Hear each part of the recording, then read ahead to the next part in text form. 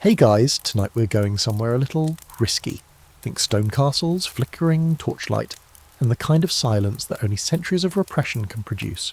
You're stepping into medieval Europe, but not the one with dragons and honour and jousting tournaments. No, tonight's journey slips between the sheets of a world where female desire was taboo, dangerous, and, let's be honest, wildly misunderstood. If you're a woman who enjoys sex in the Middle Ages, you're walking a very thin, very sharp line. You could be sainted or stoned, praised in poetry or burned in public, and yes, you probably won't survive this. So before you get comfortable, take a moment to like the video and subscribe, but only if you genuinely enjoy what I do here. I'm not here for lukewarm commitment. Also, drop your city and what time it is where you are in the comments. I love seeing where and when you're watching from. Now, dim the lights, maybe turn on a fan for that soft background hum, and let's ease into tonight's journey together. You open your eyes to the clamour of a village square. Straw crunches underfoot. Church bells toll in the distance. Everything smells faintly of smoke, sweat and old bread. Women bustle past in layered wool skirts, baskets hooked in the crooks of their arms. There's a hush when someone mentions that Magda, the widow from down by the river, had another man over last night. You catch the tone. It's not admiration, it's fear, envy, judgment, and maybe a hint of fascination. Because in this world, a woman who enjoys sex, who shows it, admits it, acts on it, is a problem. She's dangerous, she's unpredictable, she's morally slippery, and worst of all, she's hard to control. Medieval society runs on control, especially over women's bodies. Your sexuality isn't yours. It belongs to your father until you're married, then it belongs to your husband, and eventually, if you're very lucky, to no one, because dead women cause less trouble. You're expected to be pure, pious, obedient. Anything outside that is not just frowned upon, it's punishable, sometimes by exile, sometimes by branding, sometimes by fire, and yet people still have sex. Of course they do. The problem is that when women enjoy it, really enjoy it, it's seen as suspicious. Your pleasure in this world is not expected. It's not even believed. If you moan, they might assume you're possessed. If you initiate, they might think you're a witch. If you seem too satisfied, you've clearly made some sort of pact, and not the marriage kind. Here's the historical fact. The church held enormous sway over the cultural norms in medieval Europe, and it leaned heavily on the idea that women were spiritually weaker, more susceptible to temptation, and essentially ticking lust bombs. Think Eve, but with less clothing and worse luck. This wasn't just religious spin. It was enforced in law, literature, and medicine. A woman who enjoyed sex too openly could lose everything. Land, custody of her kids, her freedom, her life. But here's the quirky, lesser-known bit. Despite all the repression, medieval people still found ways to talk about sex. It slipped into religious sermons as cautionary tales, into court records, into the margins of illuminated manuscripts where monks doodled surprisingly graphic scenes next to Latin prayers. There are tales of women using love potions, sneaking off with knights, or dressing as men to escape convents and find lovers. Whispers of lust moved in the shadows of abbeys and castles alike. Still, for every story of secret rendezvous, there were hundreds of women who paid the price for even being suspected of enjoying themselves. That enjoyment could be read as a sign of promiscuity, madness, or supernatural influence.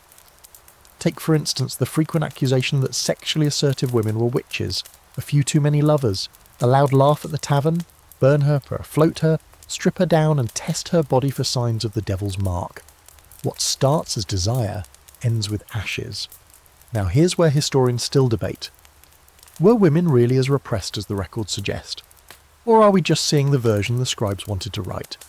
Some scholars argue that while church and law were oppressive, everyday life had more nuance, that women, especially in rural or working class communities, had more freedom to express desire than we think, just not in ways that were recorded. Others believe the repression was so internalised, so ingrained, that even desire itself became something women feared. You're standing there now in the square again. A whisper passes near your ear. They're talking about a woman caught with a miller's apprentice in the hayloft. No one knows what will happen yet, but the priest has been informed. You can feel the judgment in the air, sticky and sour. It wraps around you like smoke. You glance at a passing girl who meets your eyes. For a second, something unspoken flickers between you. understanding, maybe even defiance.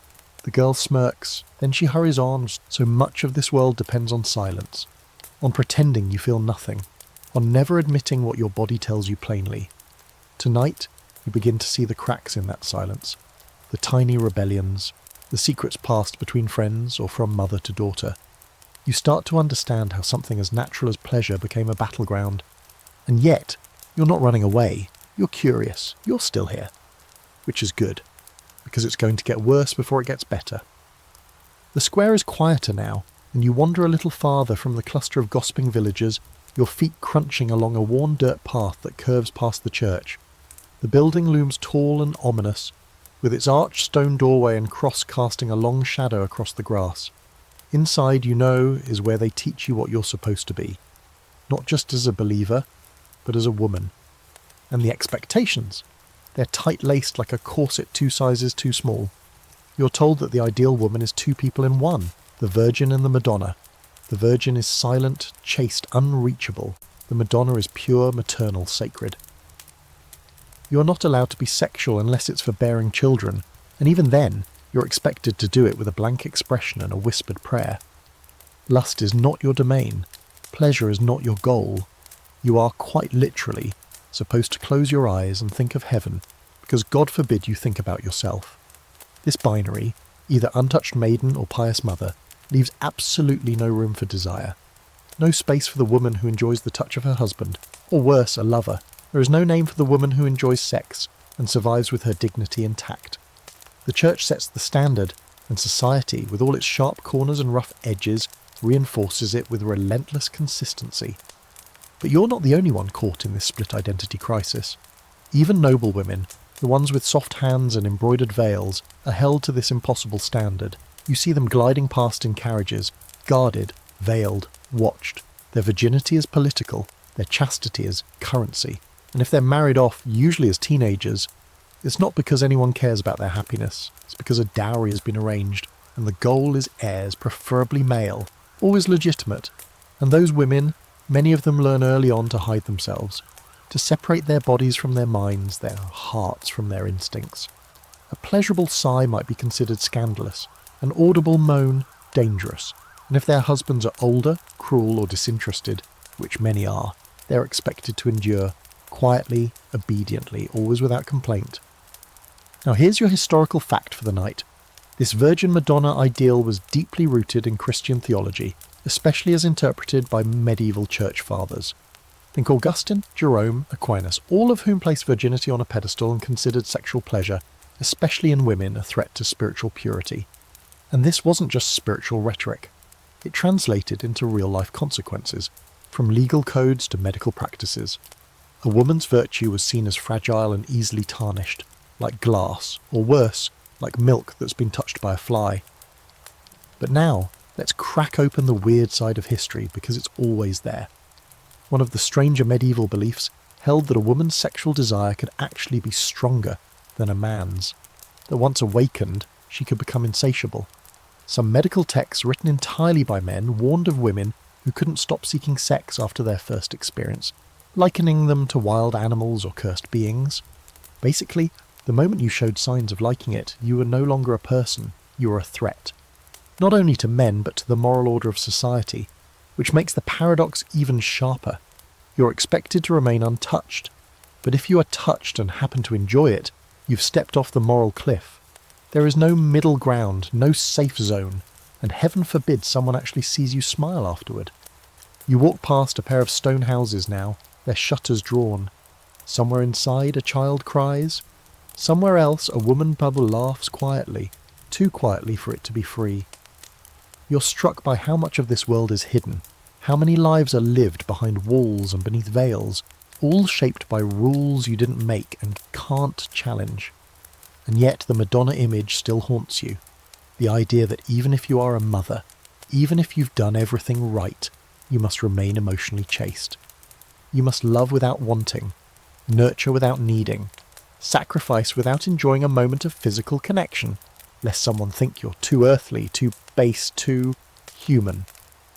Some scholars argue this split identity was designed deliberately, that by forcing women into binary roles, pure or sinful, society could more easily control them. If you behave, you're a saint. If you stray, you're a harlot. The space in between doesn't exist. And so, most women learn to live in costume. Even when they burn inside, they wear the mask of modesty. Even when they ache with longing, they bow their heads in silence. But other scholars push back. They point to letters, poems, songs passed in secret.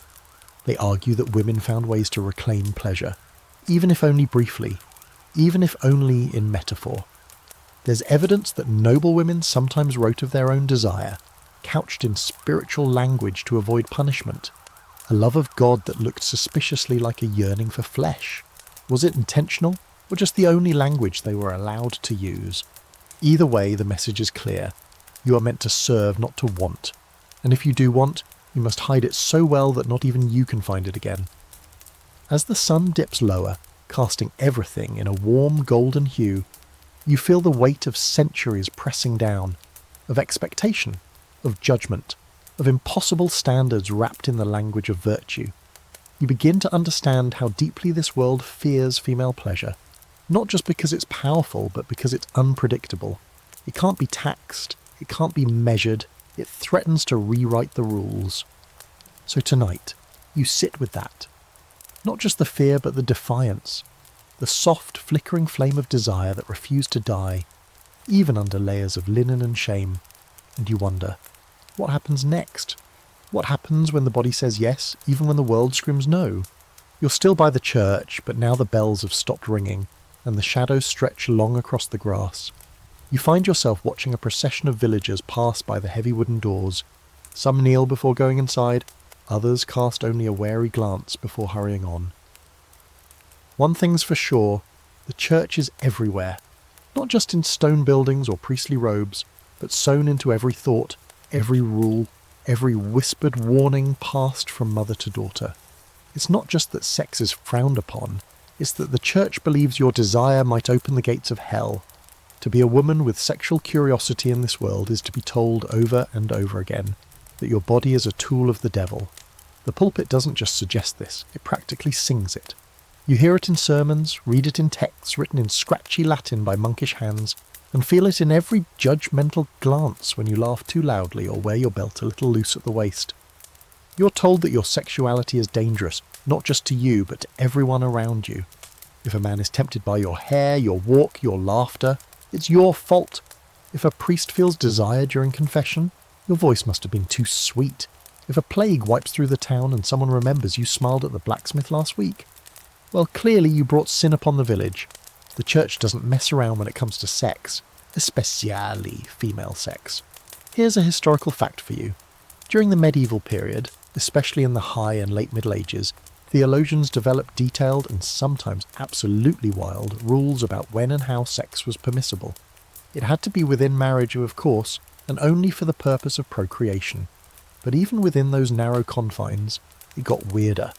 Certain positions were considered more holy than others. Days of the week were restricted.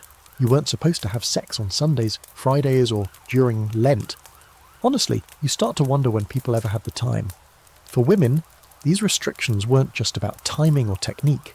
They were about control. If you showed too much enthusiasm, even in marriage, you might be accused of being possessed by a lustful spirit.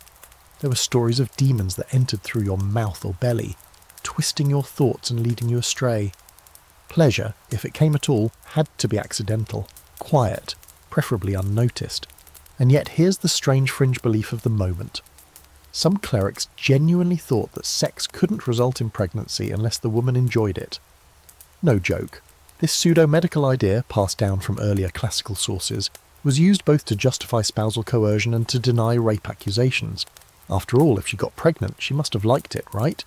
You can feel your jaw clench just thinking about how this logic was weaponized. Against widows, against peasants, against girls barely old enough to know what a womb even was. This leads us into one of the darkest corners of the medieval sexual labyrinth. Consent wasn't just blurry, it practically didn't exist. Legally, a woman's ability to say yes or no was tied entirely to her marital status and social class. If you were married, your husband owned your body. He could take what he wanted, when he wanted, and the law would back him up. If you weren't married, but were assaulted, You had to prove that you screamed, that you resisted, that you didn't enjoy it, and even then, the shame often stuck to you, not the attacker. Which brings us to a brutal reality. You can't win. If you say no, you're a prude or a liar. If you say yes, you're a whore.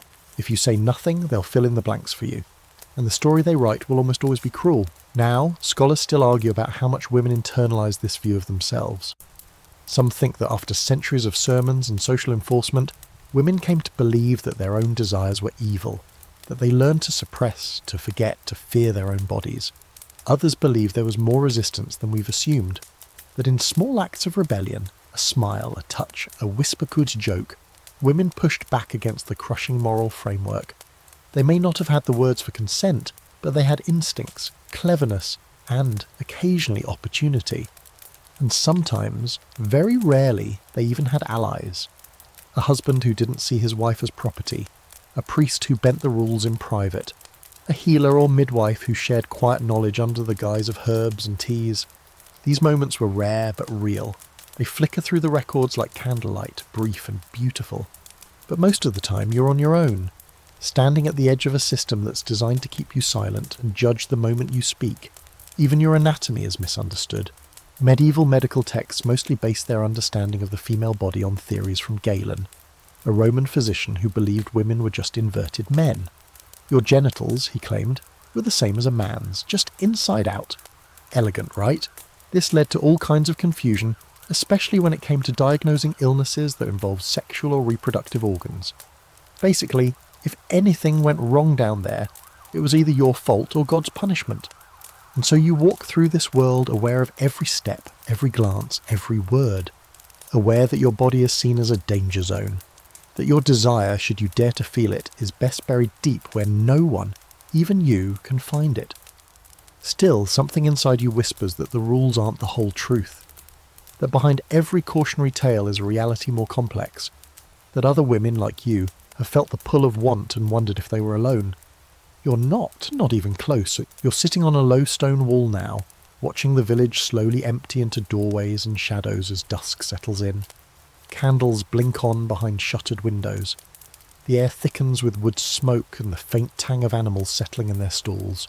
You should feel calm, but instead you're unsettled, because the question still hangs over you like an unspoken sentence. What does happen to a woman who enjoys sex in this world? Let's say you do. You're married, or maybe not. You're discreet, or maybe reckless. You find someone who makes your breath hitch and your skin buzz. You lean into the thrill instead of shrinking from it. Maybe you even make the first move. At first, it's just a glance across the bread stall, a brush of fingers when passing a jug, a shared grin that lingers half a heartbeat too long.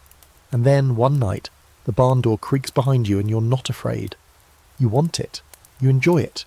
You just made a very big mistake. See, in the eyes of medieval society, your pleasure isn't a personal matter. It's a public threat. A woman moaning in the dark is one breath away from being accused of witchcraft. It's not even metaphorical. There are documented cases of women whose sexual enjoyment during consensual, or even marital sex was used against them. Too vocal, too eager, too unnatural, and suddenly you're not a wife or a lover anymore. You're a suspect. There's a direct link, twisted and ancient, between female pleasure and demonic influence. Theologians of the time genuinely believed that women's lust opened the door for Satan to slip in. If you felt too much, maybe the devil was inside you. If you made a man stumble, maybe you did it on purpose, because you were working for hell. Welcome to the logic loop. You're damned if you do, and probably still damned if you don't. And it gets darker. The infamous Malleus Maleficarum, written in the late 1400s, just barely post-medieval but firmly in the spirit, makes this link explicit. It claims that women are more carnal, more easily tempted, and more likely to consort with demons via sex. Succubi, incubi, Satan himself slipping into dreams or under bed sheets. The authors say women are by nature instruments of Satan, and their sexuality is his favourite weapon. You don't have to be caught mid-ritual to be in danger. Just being known for enjoying yourself might be enough to start rumours, and those rumours could burn you alive. Now, here's a real historical fact. During the height of the witch-hunting craze, many accused women were single, widowed, or otherwise outside the protection of a man. But before that, in the early and high medieval periods, sexual suspicion often began with behaviour. Women who were too expressive, too flirtatious, or, heaven forbid, openly sexual were already halfway to condemnation. The church wanted quiet, modest obedience. Anything louder than that drew attention, and in this era, attention is rarely good.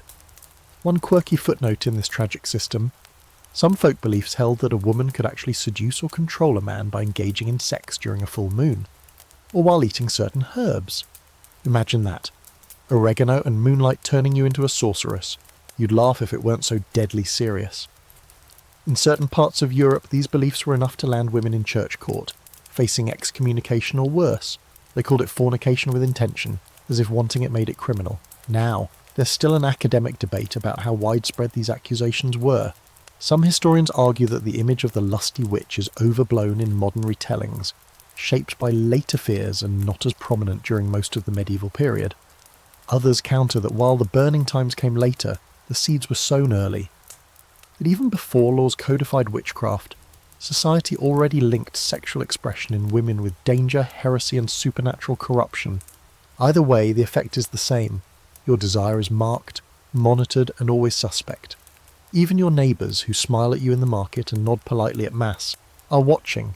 They see how you stand, how you speak, how you look at that travelling tanner who's been hanging around the well. And if they decide you're too free, too bold, too alive, then comes the whisper campaign. It starts with a question: did you hear what she did? Then a warning: best not let your daughters near her. Then the escalation: I heard she wasn't alone in the woods last week. And finally the verdict: she's not right, she's dangerous, she's unclean. The punishment might not come from the church at first. It might start with cold shoulders, lost business, a landlord who won't renew your lease, a priest who suddenly refuses you communion. And then, if someone has a grudge or a need to distract the village from their own sins, they might accuse you formally. That's when things get serious. You could be summoned to a church trial. You'd stand before priests or local judges and be asked bluntly if you've lain with demons, if your pleasure came from Satan, if you cast spells on men to make them desire you, if you've corrupted the moral fabric of your community by smiling at the wrong time. You might laugh, thinking no one could possibly believe such nonsense, but they do. The same people who heard you sing at the harvest festival, who tasted your pies at feast days, they'll swear they saw you with glowing eyes or a serpent on your shoulder. Why? Because they're scared. Because they envy your freedom. Or because fear is easier to live with when it has a target. And so you, a woman who simply enjoyed herself, become the focus of a moral purge. That's the dark magic of this world. Not the spells or the demons or the wild accusations, but the way it turns your body against you. The way it tells you that pleasure is proof of evil, that your moan is a confession, that your desire makes you a threat. And even knowing all this, you still feel it. Desire, soft and stubborn, rising like smoke from a hidden fire. Because you're human. Because no law, no sermon, no accusation can erase that. And maybe, just maybe, that's the most rebellious thing of all. Morning in the village comes with a chill that creeps into your bones before the sun even clears the treetops. You stir from a restless sleep, blanket tucked tightly around your shoulders, and step outside to the sound of roosters, clattering buckets, and gossip already rippling across the cobblestones. The rumour about the baker's niece, that she was seen smiling too brightly at a visiting friar, has started to mutate. Now it's said she bewitched him. Her cheeks were flushed, they say, her eyes glassy. You roll your own eyes but keep your head down. You know better than to look amused. Laughter gets you noticed. Being noticed gets you judged. And if you're judged, well, the consequences go far beyond bruised feelings or social exile. In this world, misbehaving women often find themselves subjected to another horror dressed up as science: medieval medicine. Let's talk about your body for a moment. Not the way you feel in it, though that matters, but the way the world sees it. The way men, especially those with books and authority, try to explain it. And to them, you're a mystery. A problem. A walking, talking source of disease, sin, and sexual danger. Now here's a legitimate historical fact that might make you gag a little.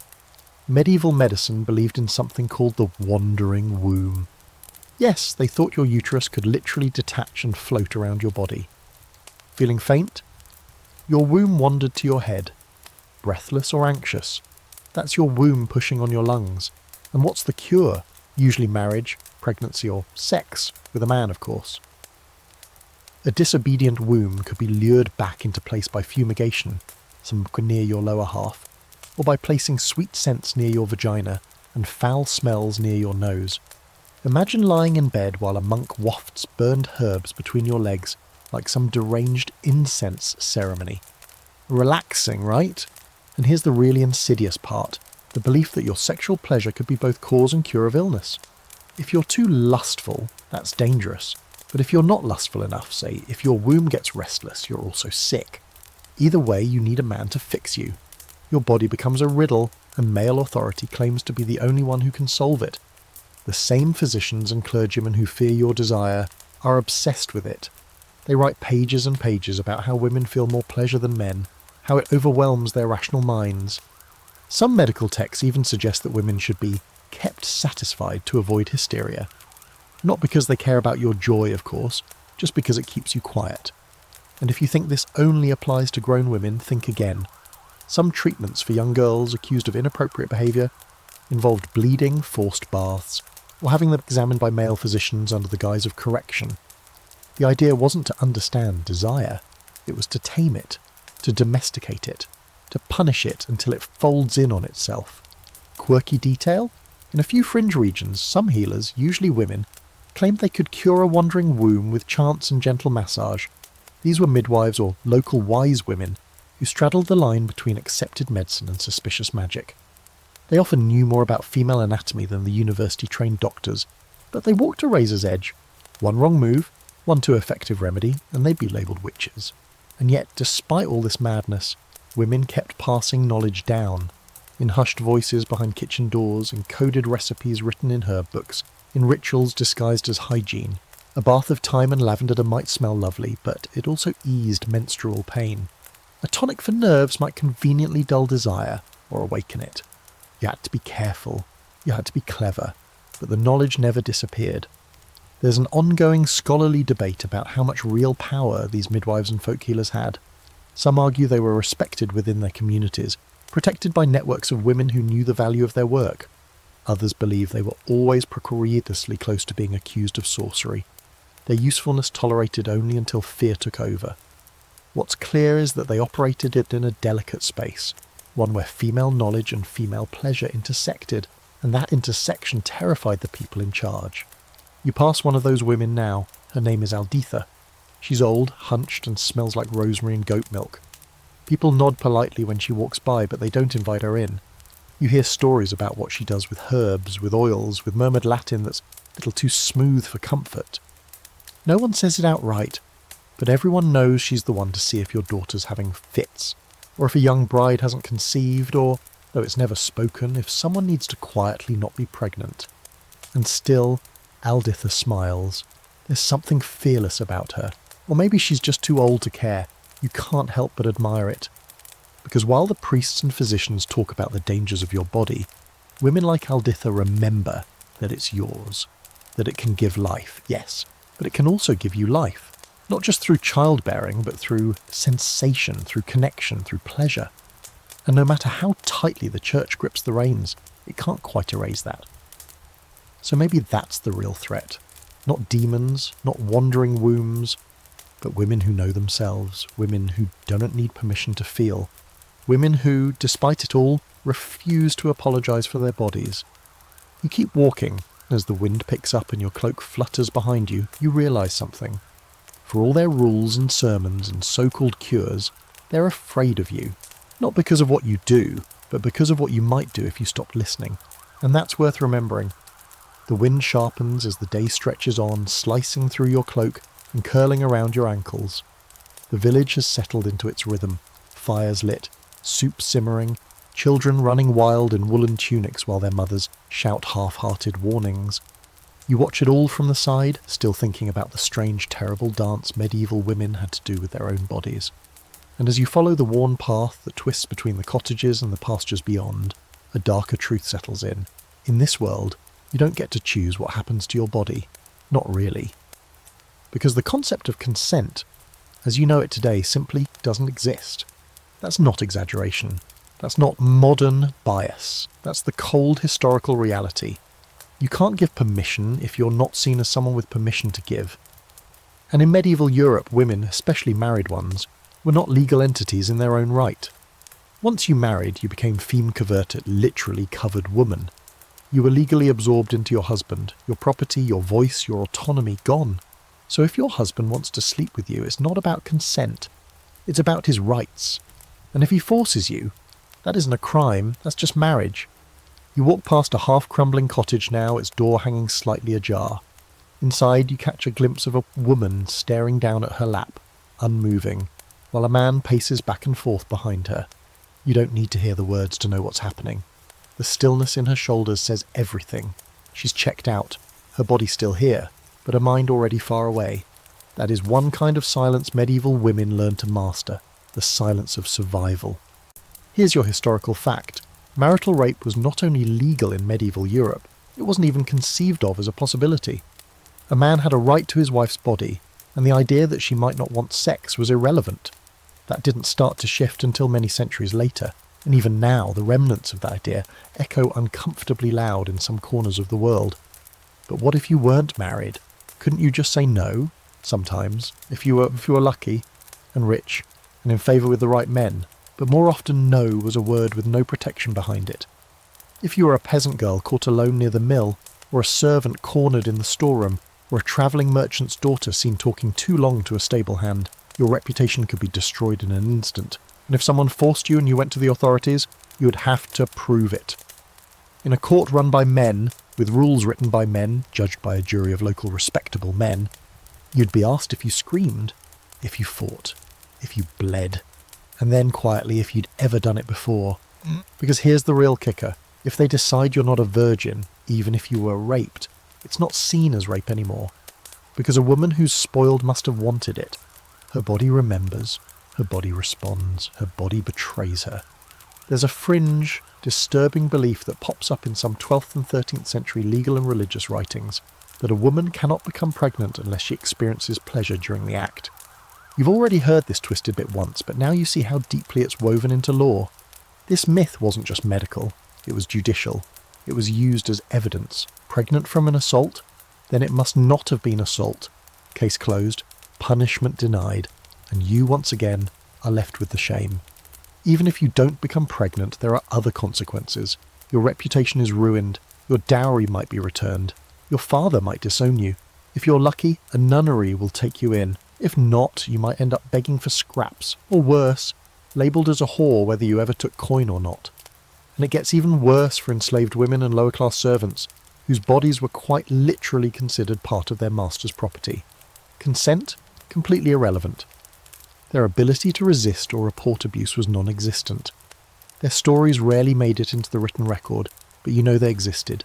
Scrubbed floors with blood on them, bruises hidden beneath wool sleeves, babies born without fathers' names, ghosts in the margins of history. One strange, somewhat overlooked practice tells its own kind of tale.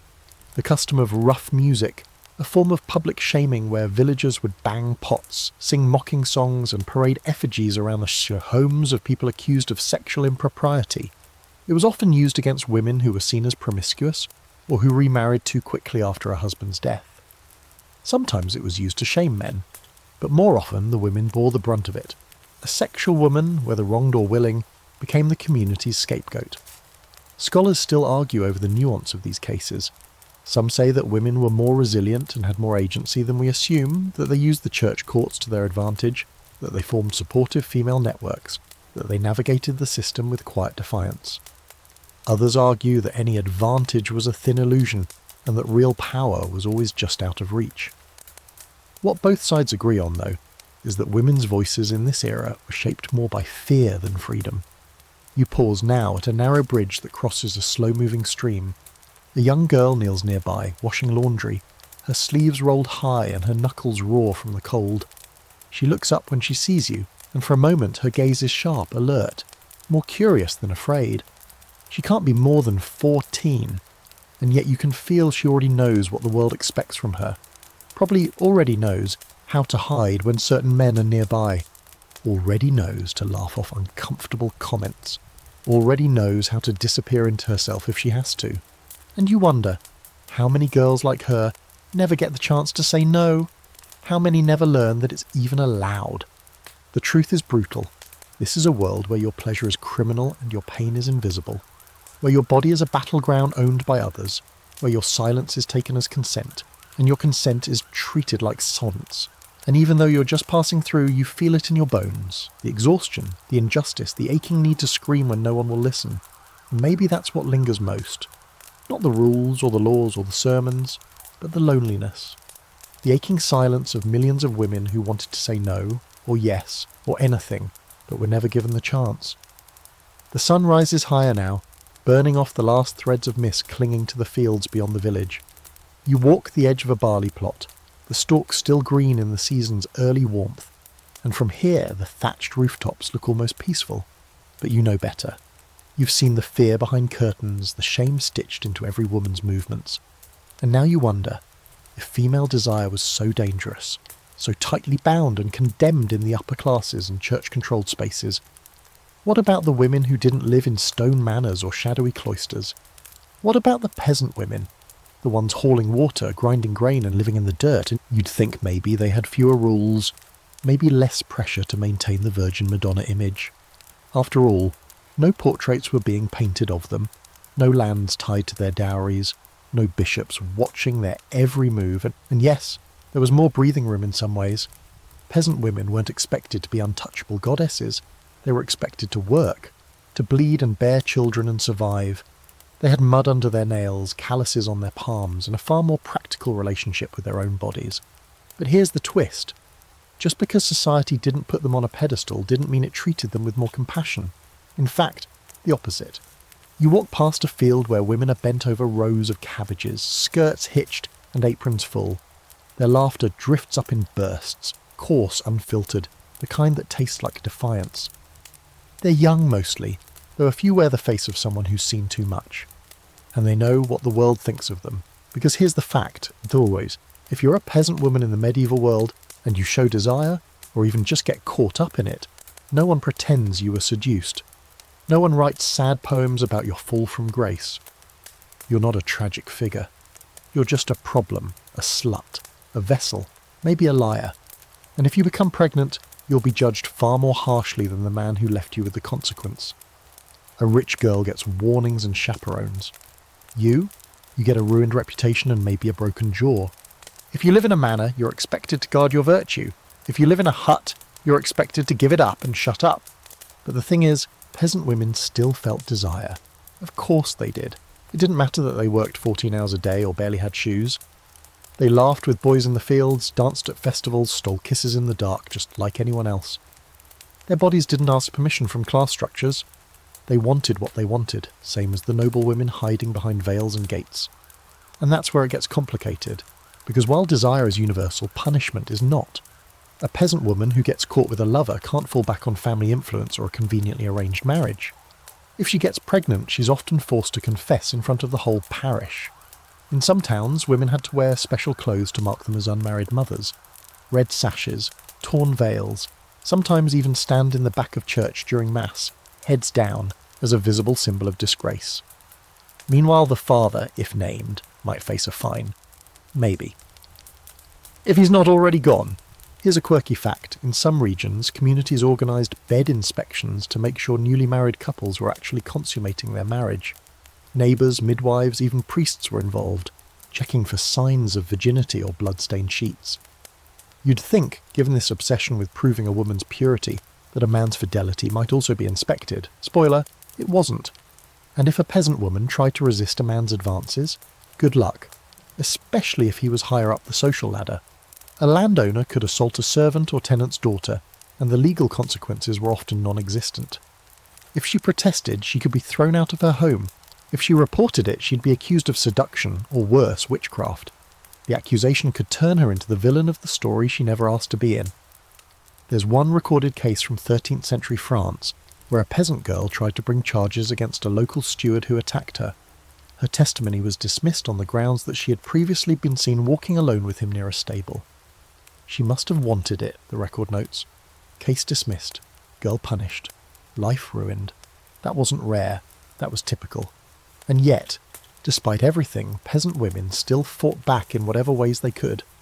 Some used sharp tongues and sharper elbows, some found solidarity in each other. They shared warnings about certain men. They passed down old tricks, herbs that delayed a cycle, infusion to reduce desire, or stifle it completely if needed. It wasn't empowerment exactly, it was survival. But even that, especially that, carried its own form of resistance. Scholars argue over just how much power these women had. Some believe the peasant class had more sexual freedom simply because they weren't watched as closely. Others insist the freedom was an illusion, that the lack of surveillance only made it easier to hurt them in silence. What they agree on is this. Poor women bore the brunt of medieval hypocrisy. They were expected to keep quiet when used, to disappear when pregnant, and to smile when shamed. And through it all, desire didn't go away. It just went underground, hidden in field songs, in winter dances, in stolen glances, and whispered names scratched into barn walls. You pass one now, an old timber wall warped with age. Someone carved a heart into it with 2 initials, A+M. You wonder who they were, if they were punished, if they were caught, if it was worth it. Because sometimes, even in a world that crushes you, wanting something, someone, can feel like the only thing that's real. And in the end, peasant women didn't have the luxury of poetry or privacy, but they still had skin, they still had breath, they still had want. And that, more than any church ruling or noble law, is what made them dangerous. The road bends uphill now, away from the fields and toward the manor house that watches over the village like a stone sentinel. Its flags hang limp in the breeze, the walls thick with ivy and rumours. You pause at the edge of the orchard below, looking up at the leaded windows, and you can't help but wonder what goes on behind them, especially when the torches are lit and the chamber doors are closed. Because as grim as it's been for the peasant girls scraping by in the mud, there's another, more gilded prison awaiting women born into silk.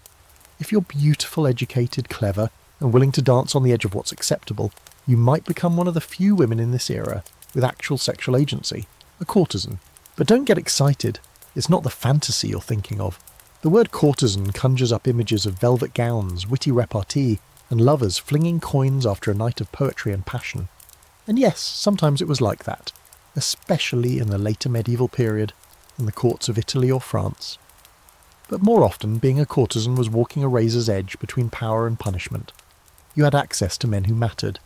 You might even influence them. But your power was always borrowed, never owned. And if you misstepped, if you aged, if you spoke too boldly, if a rival whispered too loudly, you'd fall. Fast, hard, with no net waiting below. You walk now past a cluster of younger women gathered beneath a tree, maids and companions to the lady of the manor, judging by their fine but not too fine clothing. One is reading from a scrap of verse, the others giggle, blush, and roll their eyes. But the way they lean in tells you they're listening, they're learning, and they're hoping, maybe foolishly, that they might one day find themselves desired in a way that offers more than shame. That's where courtesans lived, in that space between disgrace and fascination. They weren't wives, they weren't prostitutes. They were something in between, and in many ways more threatening than either, because they chose their lovers, chose when to speak, when to hold a gaze, when to press a fingertip to a man's chest and say, "Not tonight." They used their minds as much as their bodies. They knew poetry, politics, art. They wrote letters more eloquent than half the bishops in Europe. And for all that, they were still disposable. Here's your historical fact. In the Italian courts of the late 14th and 15th centuries, high-class courtesans were often educated by design. Some were trained in Latin, rhetoric, music and dance, skills that made them more appealing to nobles and diplomats. Cities like Venice had entire unofficial economies orbiting around these women. They were known, sought out, protected by some, reviled by others. The church labelled them dangerous. Powerful men whispered their names in bed and denied them in public. But that's Italy. What about earlier? What about the woman in England or France or the Holy Roman Empire in the 1200s or 1300s who enjoyed sex and wasn't married? She might have found herself becoming a mistress, not in the modern sense of a discreet affair, but a more formal role. Some noble women were unofficially kept by lords or kings. They received gifts, lands, even titles in rare cases, but this arrangement was always precarious, because while a man could flaunt his mistresses and be seen as virile, a woman who accepted the arrangement was still branded a seductress, a sinner, or a social climber. And let's not forget the whisper network. Servants saw everything. Ladies-in-waiting traded secrets like currency. One too many signs of passion, an unguarded laugh, a red mouth, a missing underdress, and a woman's position could collapse overnight. One of the most peculiar things, courtesans were sometimes consulted on matters of politics or war. Their pillow talk held real weight. Yet they couldn't vote, own property freely, or speak in court without a man's permission. It's a contradiction that makes your teeth ache. Desired and dismissed, celebrated and condemned. There's a lesser-known figure you might like, Ninon de l'Enclos. Technically a bit after the medieval era, but her story is a continuation of this trend. She was witty, brilliant, independent, and famously unrepentant about her lovers. She wrote letters defending pleasure as a woman's right, and she lived to an old age, respected and resented in equal measure. Not burned, not exiled, just very carefully ignored by the powers that be. A survivor, a warning, a legend. But even in the high medieval period, traces of this archetype show up. Songs and poems about courtly love often revolve around unattainable women, married, noble, beautiful, and sexually captivating. The troubadour sings, sighs, and suffers. The lady listens, encourages, and denies. But the undercurrent? It's all about her power, her ability to stir desire, to command emotion, to break hearts from behind lace fans. Of course it's a fantasy. Most real women with that kind of charisma were carefully managed, married off, or, in some cases, eliminated. And yet the stories lingered. Because even the men who feared that kind of woman wanted her. And even the women who feared becoming her envied her just a little. Here's the quirky fringe fact for this chapter. Some noble women, particularly in more progressive courts, kept erotic journals. Yes, actual diaries where they wrote about their dreams, desires, and fantasies. Most were destroyed by family or church after death, but a few fragments remain. One woman described a dream where she seduced a knight using only her eyes. Another wrote about her husband with surprising, almost scandalous affection. These weren't just dirty thoughts, they were acts of rebellion, proof that even behind silk and stone the fire still burned. But let's not romanticize too much. These women walked a tightrope every day. A mistress who failed to keep her lover's favour could be married off in disgrace, sent to a nunnery, or, if things got really dicey, accused of sorcery or treason. No matter how clever or desirable she was, the structure she lived in was rigged. It always had been. And yet, they carved out moments, slivers of control, spaces where they could choose. And in a time when most women were taught not to even want, that's more revolutionary than it seems. You look back at the manor one last time. Somewhere in there, someone is whispering into someone else's ear. Maybe it's love, maybe it's strategy, maybe it's both. But behind every glance, every carefully folded letter, every stolen kiss, is a woman who for once knows what she wants. The manor fades into the distance behind you, its towers disappearing into the haze of mid-morning light as your feet find a narrow dirt road winding toward a quieter corner of the countryside. The air here is heavier, somehow, humid with stillness, muffled like a secret being kept. You've left the world of noble women and courtesans for something even more cloistered. The monastery. Stone walls rise ahead, wrapped in creeping ivy and silence. This is where the church hides its women, or depending on who you ask, where women hide from the world. But make no mistake, just because they're cloistered doesn't mean desire dies at the door. You approach the convent's outer gate slowly. The building is old, older than the village behind you, and the heavy wooden door is studded with iron like a fortress. A single bell hangs above it, unmoving. You half expect to see a ghostly nun glide by, head bowed, rosary clutched tight.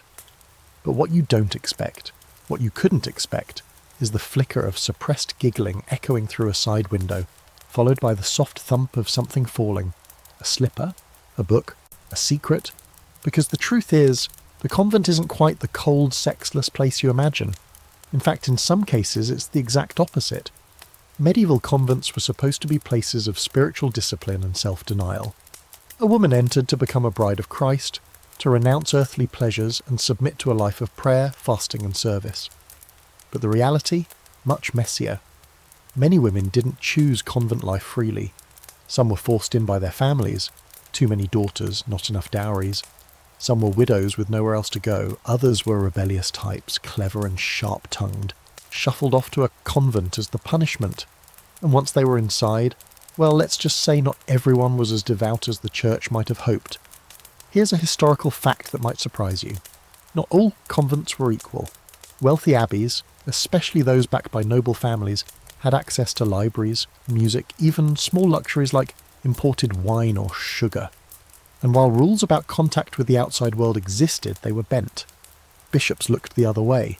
Nobles made generous donations to keep their daughters comfortable. And some convents developed a reputation for being a bit relaxed in their interpretation of chastity. Letters survive, dozens of them, written by nuns who talk openly about longing, about sensual dreams, about feelings they struggle to name but clearly feel. And sometimes those feelings weren't just poetic. There are records, tucked into dusty ecclesiastical archives, of nuns engaging in sexual relationships, with priests, with visiting monks, and yes, sometimes with each other. This wasn't common exactly, but it wasn't unheard of, and it wasn't always punished as harshly as you'd think. You hear the clang of a bucket now, someone drawing water from the convent well. A young nun walks past, robes swishing, her cheeks pink from effort or something else. She glances at you, then away quickly, but for a split second you see it in her eyes. That spark, that humanity. She may have given up the world, but her body didn't forget how to feel. One of the most talked about cases involves a 14th century German abbess who was caught in a relationship with a local priest. Their letters were full of passion, their trysts regular, and their excuse? Spiritual union. It's unclear what punishment, if any, was doled out. Some say the priest was reassigned, the abbess quietly forgiven, or quietly watched. But the story spread, of course, not because it was shocking, because it was familiar. Here's your quirky fringe fact for tonight.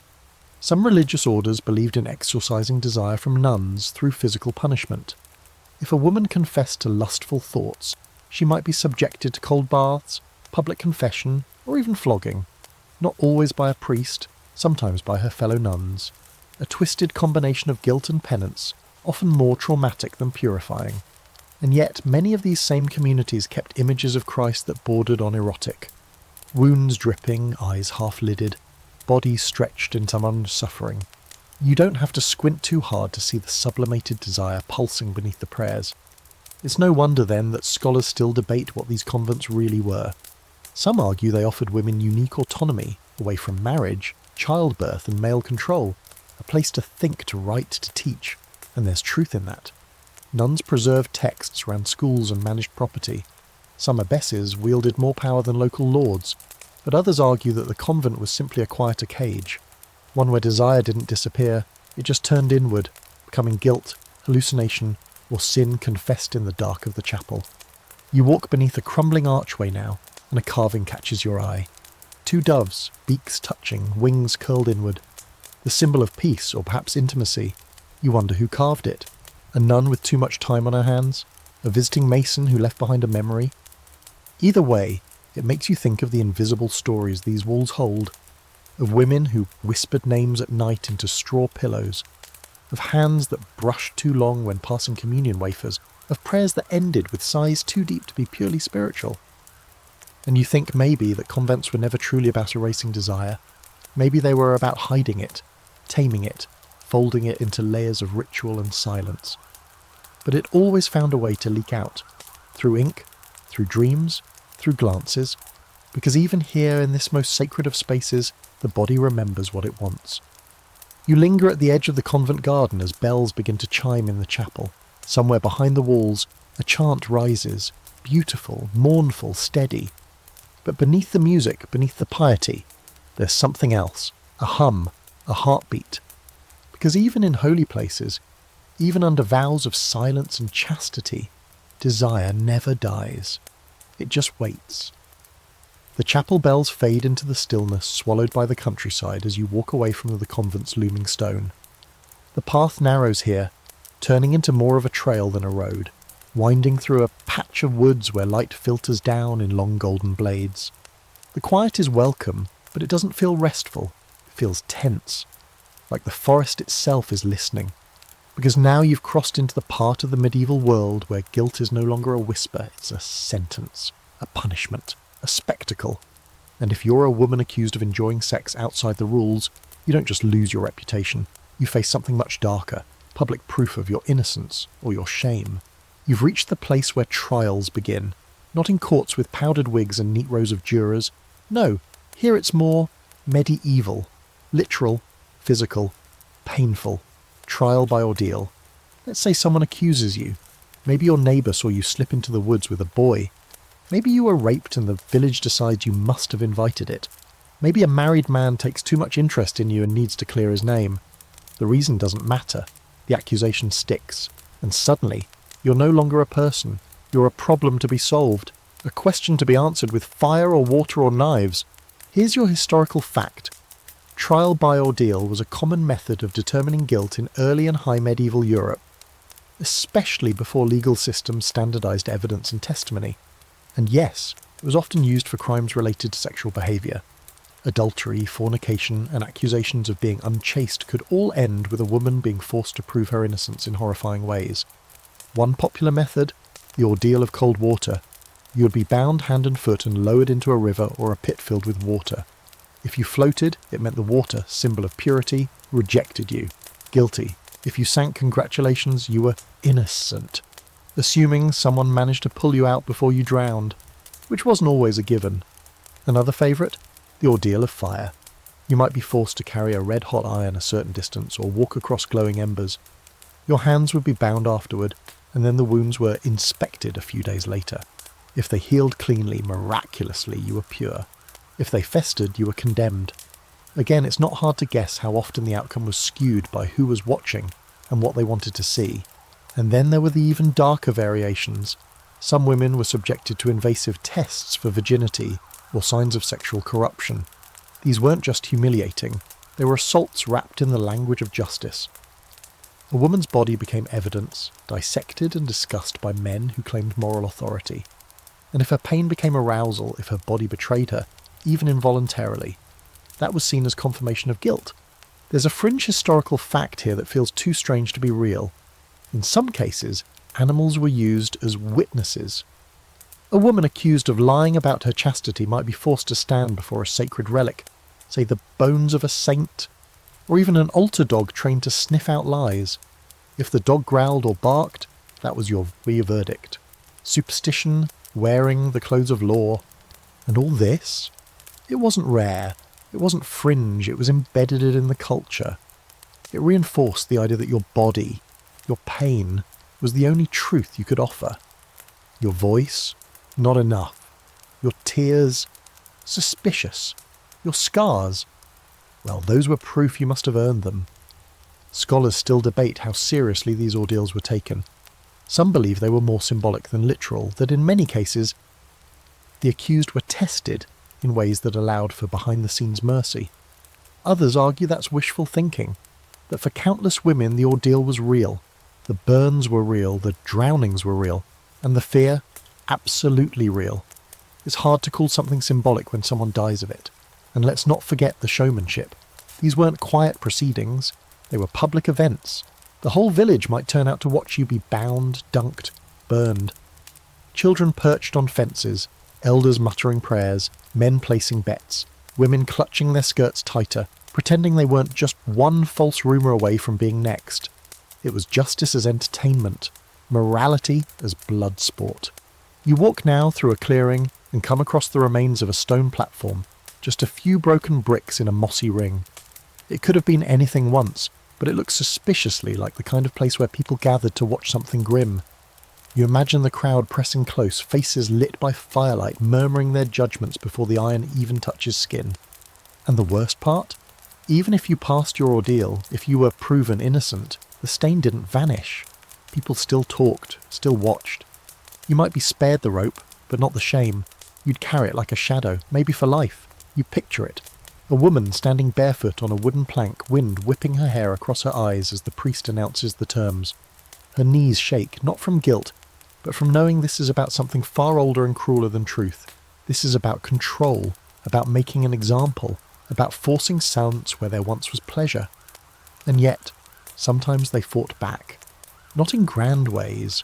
There were no courtroom speeches or dramatic escapes, but in small, sharp rebellions.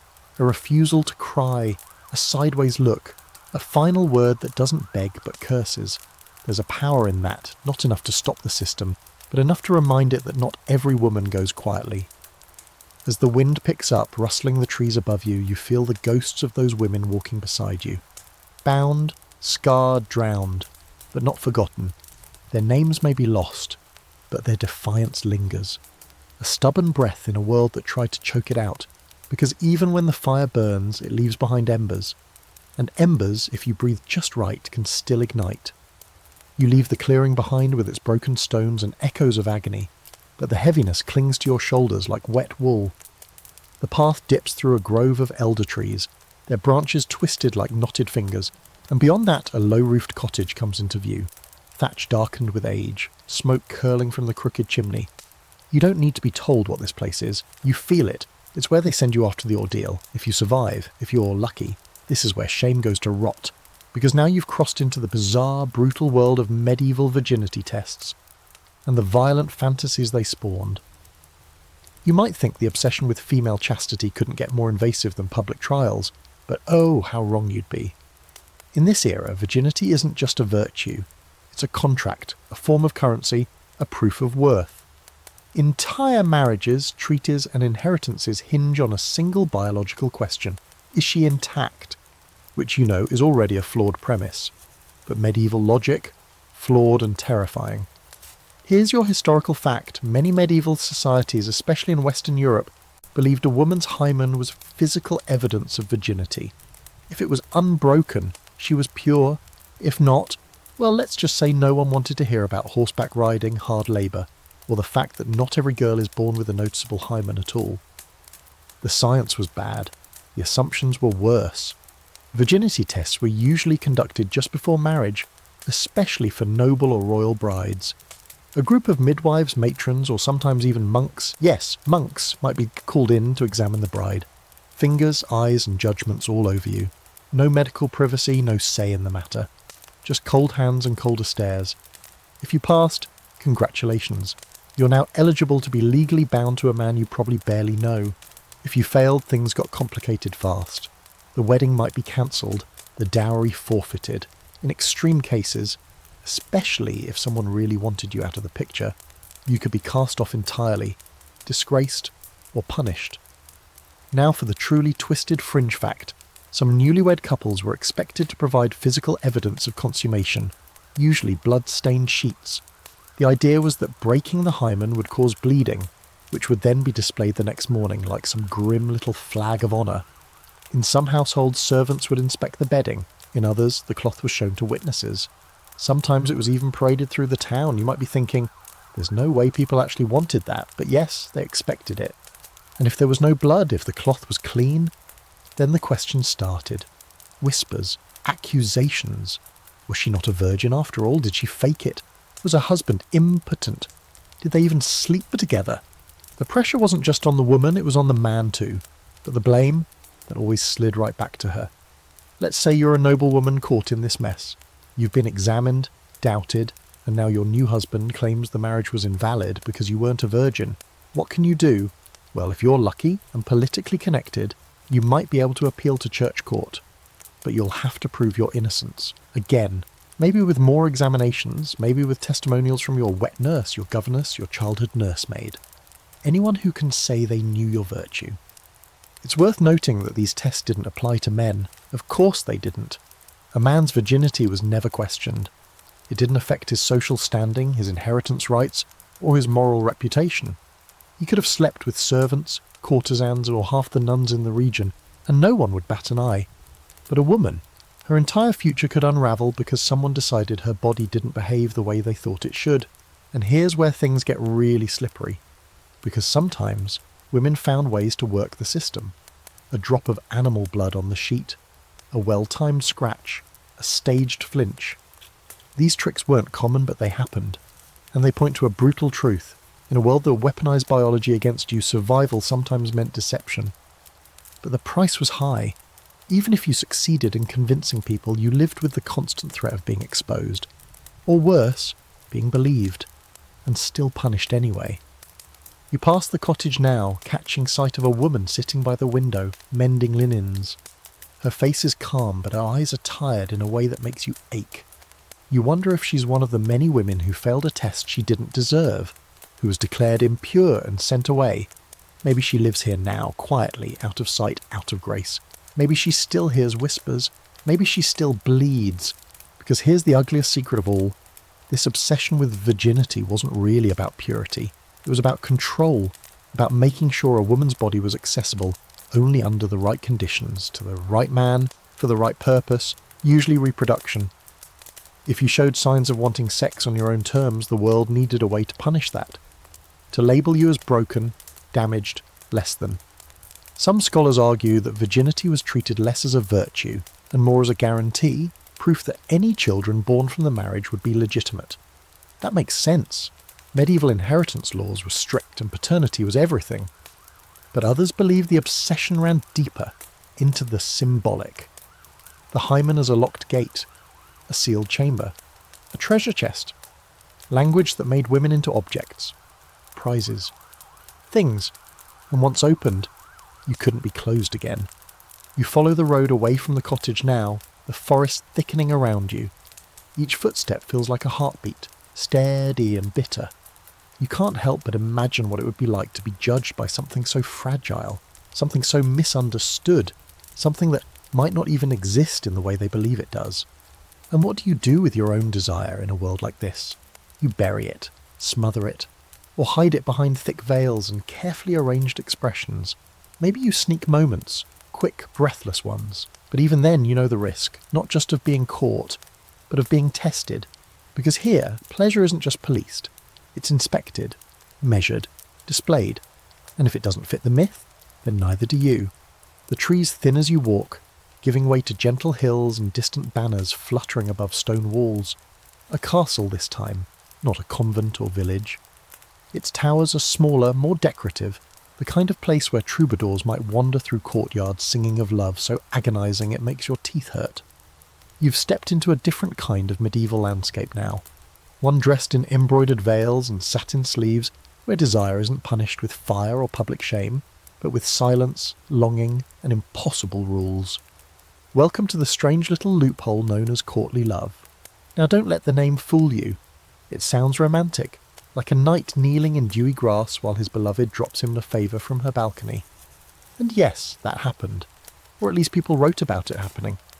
But beneath the poetry, courtly love was its own cage, one built of flowery language and carefully maintained distance. It was desire weaponized into performance, wrapped in silk and always just out of reach. Here's your historical fact. The idea of courtly love emerged in 12th century France, particularly in the courts of Eleanor of Aquitaine and her daughter Marie de Champagne. It was a literary invention at first, idealised love between a noble knight and a lady who was usually married, unattainable and placed on a pedestal so high she needed a ladder just to sneeze. It wasn't about sex, not really. It was about longing, endless, unfulfilled poetic agony. The knight would swear devotion, perform heroic deeds in her name, maybe write her a song or two filled with metaphors about fire and drowning and celestial pain. And she'd reward him with a glance, a touch of her sleeve, maybe a whispered word behind a pillar. The whole structure was built on restraint. You couldn't have her. That was the point. And yet, people found cracks in the system. Because under all that chivalrous agony was something that hadn't been allowed before. A woman's ability to inspire desire. Not as a temptation, not as a danger, but as a muse. A spark. A reason for knights to pick up swords and poets to pick up pens. That might sound like a win, and in some ways it was. Courtly love gave women a kind of social power, at least on paper. They could become the centre of a narrative that wasn't just about childbirth or obedience. They were objects of passion, admiration, even spiritual elevation. But there's the rub. Objects, not participants. The lady in a courtly love story rarely speaks. She listens. She responds with carefully crafted aloofness. She inspires, but she rarely feels. Her desire is irrelevant or assumed. The whole system is based on male suffering, male longing, male frustration. She is the prize, the catalyst, the cause of his suffering, but never a subject in her own right. And yet, within those narrow rules, some women slip through. There are poems, real anonymous ones, written in a female voice. They speak of aching, of waiting, of hiding desire behind the tapestry of courtly manners. A noble woman might not be able to say, "I want you," or "eat you," but she could write, "When you are gone, my breath is thin." Same emotion, different cage. One quirky historical detail. Some noble courts hosted courts of love, where ladies presided over mock trials to debate matters of romance. Real questions were posed. Can true love exist within marriage? Can a woman love two men at once? Is it better to speak your feelings or suffer in silence? These were performances, yes, but also spaces where women could shape the narrative, however briefly. Scholars still argue about whether courtly love reflected real relationships or was just elite fan fiction. Some suggest that the poetry was a cover for real affairs, that behind every ode to an unattainable lady was a flesh-and-blood lover, hiding behind a carefully arranged curtain. Others say it was more ritual than reality, a literary game everyone played because it was safer than confronting actual passion. The truth, like most things medieval, is probably somewhere in between. As you pass beneath the castle's outer wall, you catch a glimpse of a lady on a balcony. Her hair is braided in gold ribbons, her expression unreadable. Below her, a young man paces the garden in exaggerated melancholy, as if he's rehearsing heartbreak. Maybe he is, maybe he's just part of the show, but she sees him, she knows. And maybe, in her quiet room at night, she writes a verse of her own, just for herself. Because that's what courtly love allowed beneath the thorns, the idea that women could feel even if they weren't allowed to act, that their presence could stir the world even if they themselves were kept still. It's not liberation, but it is a sliver, a breath of air in a room that's been locked too long. And maybe, just maybe, it gave women a language they could steal and reshape, turn longing into letters, turn frustration into secret diaries, turn a system designed to restrain them into a place where, if only for a stanza or two, they could speak. You leave the castle behind as the sun dips lower, painting the clouds in streaks of amber and wine. The road ahead is quiet again, and so are your thoughts. You've seen women punished for desire. You've seen them examined, accused, erased. But here, in this odd little corner of poetry and pretense, they started to whisper. Not loud enough to be heard, but enough to remind the world they were still there. Because even if the world won't let you love loudly, sometimes you find ways to murmur through the cracks. The castle's silhouette fades behind you as the road dips toward the south, cutting through hedgerows and scraggly orchards. The air smells like earth and distant smoke, with the metallic tang of horses drifting in from somewhere nearby. And soon you see why. Because there, just off the main road, is a row of ramshackle buildings that barely qualify as structures. Half-timbered, straw-strewn windows like missing teeth. Outside, a pair of rough-looking men toss dice beside a door, and a girl leans in the threshold, one hand on her hip, lips parted in a cirque that's almost defiant. You've stumbled onto the kind of place people pretend not to see, a roadside brothel, or maybe an inn, or maybe both, depending on who's asking. And you're about to learn a very strange truth. Even in a world where female sexuality is punished and policed, it's still for sale. Welcome to the dark economy of desire. The medieval brothel is a paradox. It shouldn't exist, not in a world obsessed with virginity, sin and spiritual purity. But it does. In fact, it thrives. Because while women are expected to be chaste, men are expected to be, well, not. And that contradiction builds a business. Here's your historical fact. In many medieval cities, prostitution was not only tolerated, it was regulated. Places like London, Paris and Florence had official red light districts where sex work was technically legal.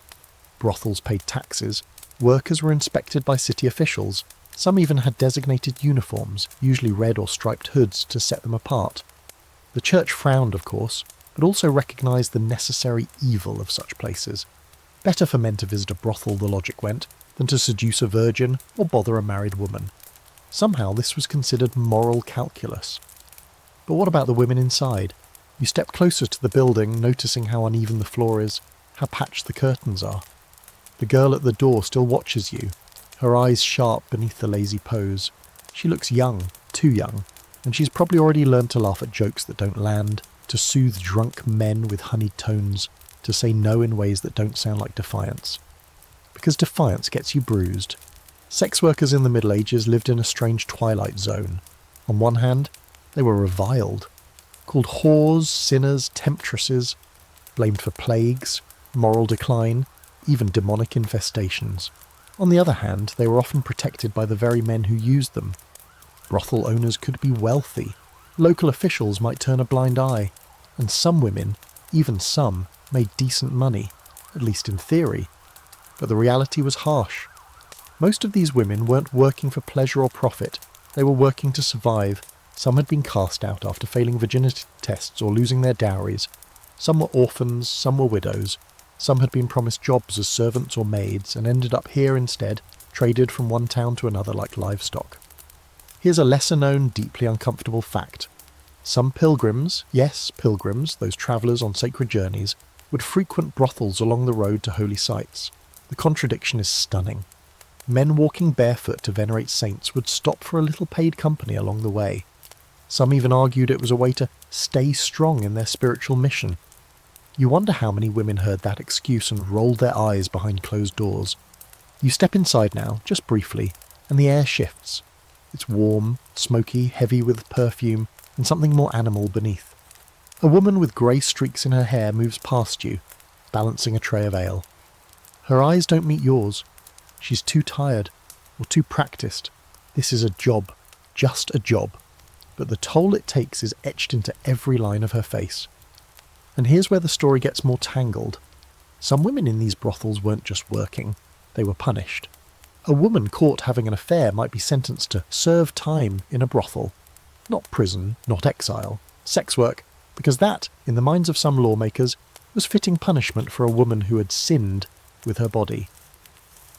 You broke the rules, then your body becomes public property.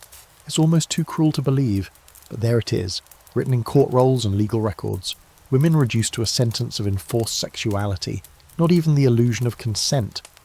And yet, in the strangest way, some brothels became spaces of accidental agency. A woman might learn to read body language, to negotiate, to network. In rare cases, a seasoned sex worker might rise to manage the house, might hire other women, might set rules. These madams, while still vulnerable to abuse and legal crackdowns, had more power than many wives.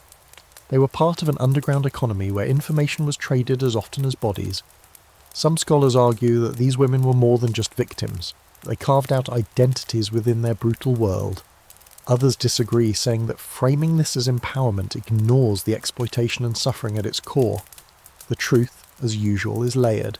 For some, the brothel was a trap. For others, the only alternative to starvation. Outside again, you pass a wooden post near the brothel's corner. It's carved with initials, some crossed out, others newly etched.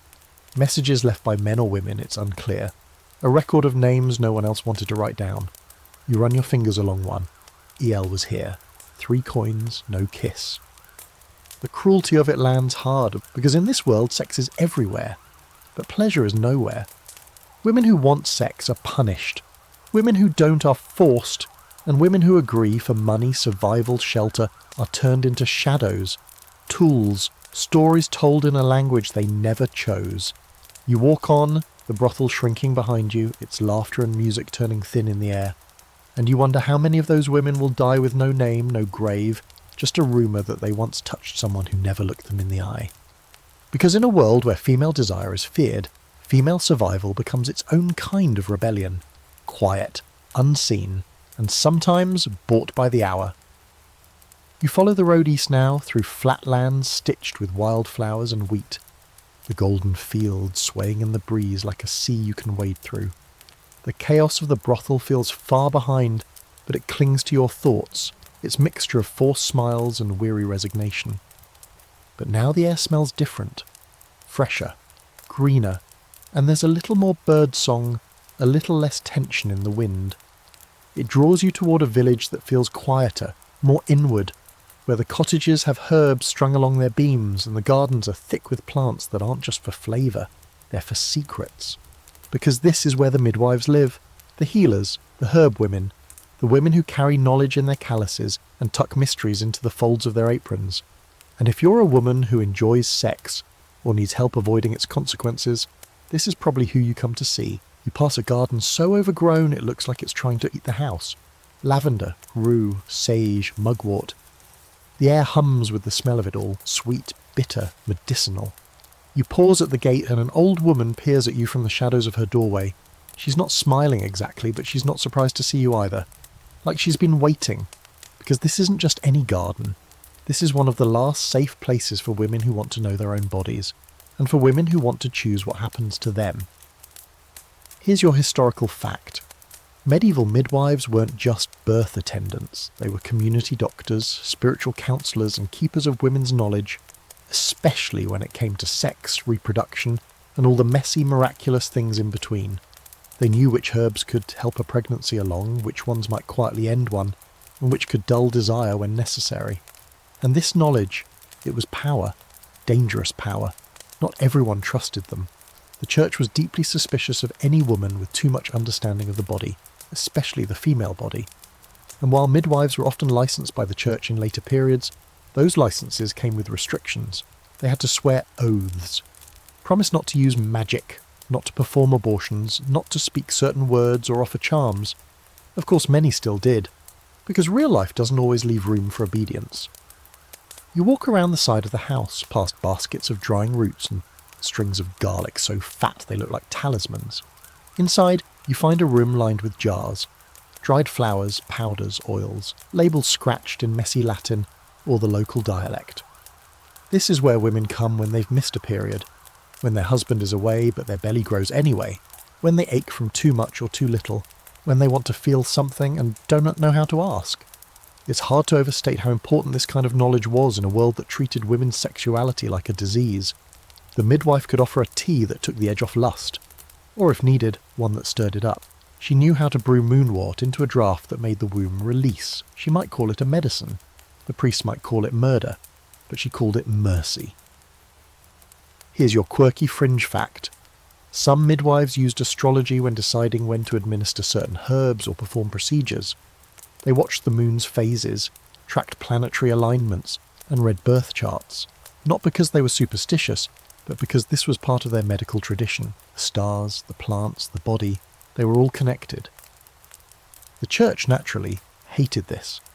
And yet people kept coming, even priest sisters, even noble women in fine cloaks sneaking in at twilight. Because desire doesn't care about class, and fear doesn't care about vows. You run your fingers along a shelf where a little scroll lies half unrolled. The handwriting is cramped and faded, but the words leap out.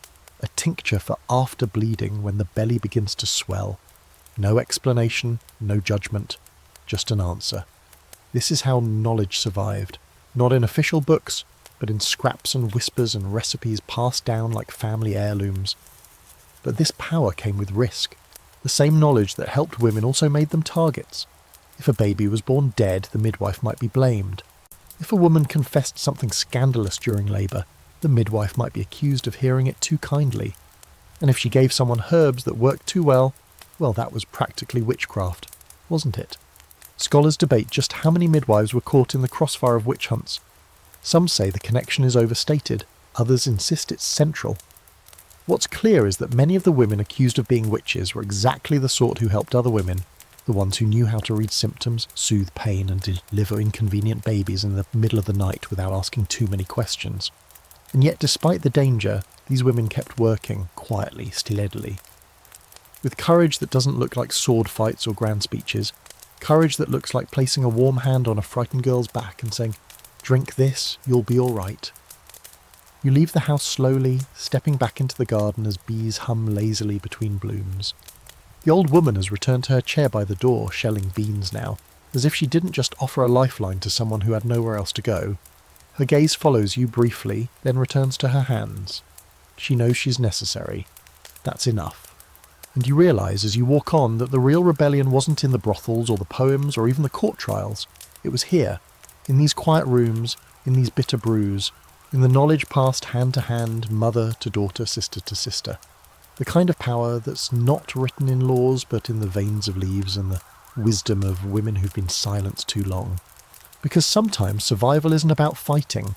Sometimes it's about knowing, and sharing what you know with someone who needs it, even when the world tells you not to. You walk until the herbs and fields fade behind you, until the warmth of the sun turns heavy and thick, pressing into your skin with a sleepy kind of weight. A river winds alongside the road now, slow and silver, flanked by the weeping willows whose long branches trail the surface like fingers. A bend in the path leads you to a low stone bridge, mossy and worn smooth by centuries of footsteps. And there, perched beneath its arch, is a man in black, hunched over a bundle wrapped in burlap, murmuring words you can't quite hear. Another figure kneels beside him, head bowed, hands clasped, eyes wide and wet. A woman. She's whispering too.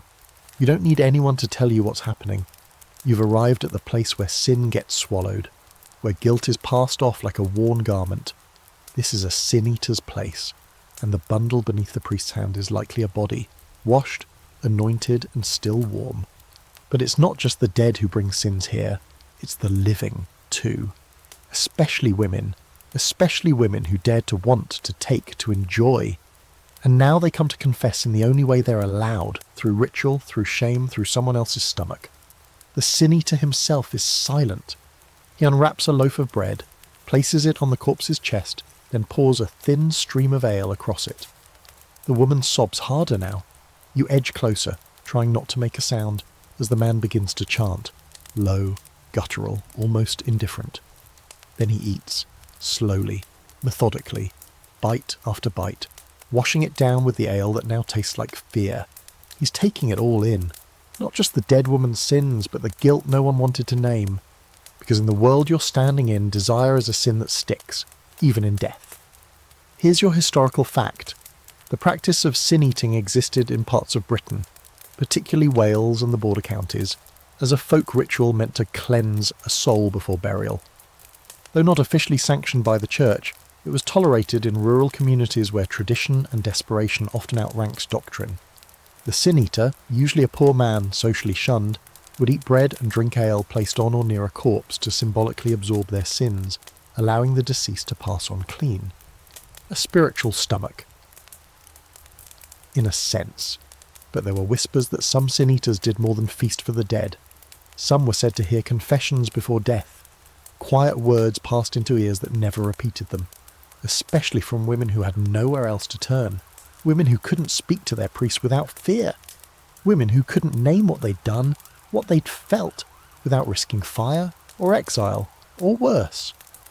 You move slowly toward the grieving woman now. She rocks back and forth on her knees, muttering something that sounds like a prayer, or maybe a list, a name, night.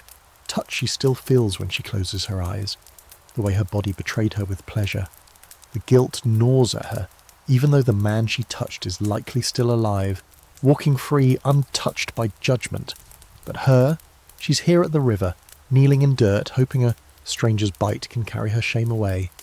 It's easy to see this as pathetic, as tragic. But there's more to it than that, because sometimes confession is the only power a woman has left. When the church owns your body and the law ignores your voice, confession becomes your last tool. Not to demand justice, there's little of that here, but to reclaim the story, even if only whispered to a man who will never look you in the eye, a man who will eat your secrets and never speak them. Here's a peculiar fringe fact. Some sin-eaters were believed to suffer physically for the sins they consumed. They were said to grow sick, to wither, to age prematurely. In some tales, their stomachs bloated or turned black. They were pariahs, often avoided even in life, and never buried in consecrated ground. The irony? They carried more spiritual burden than most priests, and they were paid in crusts and silence. The woman beside the river stands now, wiping her face with the sleeve of her gown. She drops a coin into the sin-eater's cup, then turns and walks away without a word. Her steps are shaky, but something in her shoulders is lighter. Maybe it worked. Or maybe she just needs to believe it worked. Because when you've been told your pleasure was a sin, even a mock sacrament feels like salvation. The sin-eater finishes the last bite, wipes his mouth and packs his things. He doesn't look at you as he walks past. His eyes are fixed on nothing, as if he's trying to forget the taste. Or maybe to forget how many women have come to him with trembling lips and stories too heavy to keep. Scholars debate whether sin-eating was symbolic or believed to be literal spiritual transfer. But what no one questions is that it filled a gap. The official church didn't offer absolution for women who confessed to enjoying sex. Repentance was supposed to come with pain, suffering, denial. But here, by the river, the rules changed. For a coin and a crust, a woman could be heard. Not forgiven, maybe, but heard. And maybe that was the real miracle. You walk up to the spot where the body lay. Only a smear of ale darkens the stone. The air is thick with the scent of yeast and something more sour. You think of how many women passed through this place. How many couldn't die in peace without someone to carry away the secret curled tight in their belly? How many still lived with that secret, smiling politely in church, cooking for their husbands, pretending their desires had never spoken out loud? But they had. You know that now. You've heard their confessions in the wind, in the margins, in the way the world bent just slightly around them. Bent, but didn't break. You step back onto the road and keep walking, the river whispering beside you. And you think, in a world that punished women for speaking, even a single muttered truth, consumed in bread and buried in a stranger's gut, was a kind of freedom. The river fades behind you, narrowing into a trickling stream swallowed by reeds. And now the land rises again. Gentle slopes dotted with grazing sheep and the occasional stone fence, mossy and crumbling. A breeze picks up, cooler now, lifting your hair and bringing with it the scent of something floral but sharp, like crushed violets laced with smoke. You crest the hill and see it, a bustling village square ahead, louder than any place you've passed in days. Traders shout prices, geese honk from their pens, and a blacksmith hammers rhythmically at a blade on his anvil. But it's not the clamour that catches your attention. It's the way the women move. They don't slink along the edges like shadows here. They glide, they stroll, they flirt. You watch one, maybe 16, maybe older. It's always hard to tell, and in a world where time weighs heavier on some, smiling with open mischief at a boy juggling apples. Her bodice is laced high, but her eyes are not modest. She knows exactly what she's doing, and no one looks scandalised. You blink, you've stepped into a pocket of freedom. But don't mistake it for full liberation. This isn't utopia, it's something subtler. A place where fashion, posture and glance serve as currency. Where women don't declare their desire aloud, but wear it woven into fabric and sewn into seams. This is flirtation as survival, as strategy as art. Tonight's focus is all about appearance, how medieval women used fashion and body language to navigate a world that punished desire, yet obsessed over its symbols. Because when you can't say what you want, you find ways to show it, carefully. Let's start with the historical fact. Clothing laws in the Middle Ages, known as sumptuary laws, were very real, especially in cities. These dictated what people could wear based on their class, gender and marital status. For example, a married woman might be required to wear a veil or a wimple in public to signal her availability had been claimed. A widow might wear black. Prostitutes might be forced to wear striped cloaks or bright yellow hoods. It was all about signalling. Your fabric spoke before you did. But here's the twist. Women learned how to speak through those rules. They embroidered hidden messages into their sleeves. They loosened laces just enough to suggest, but not expose. They used colour and texture and fit to say things that would have gotten them stoned if spoken aloud.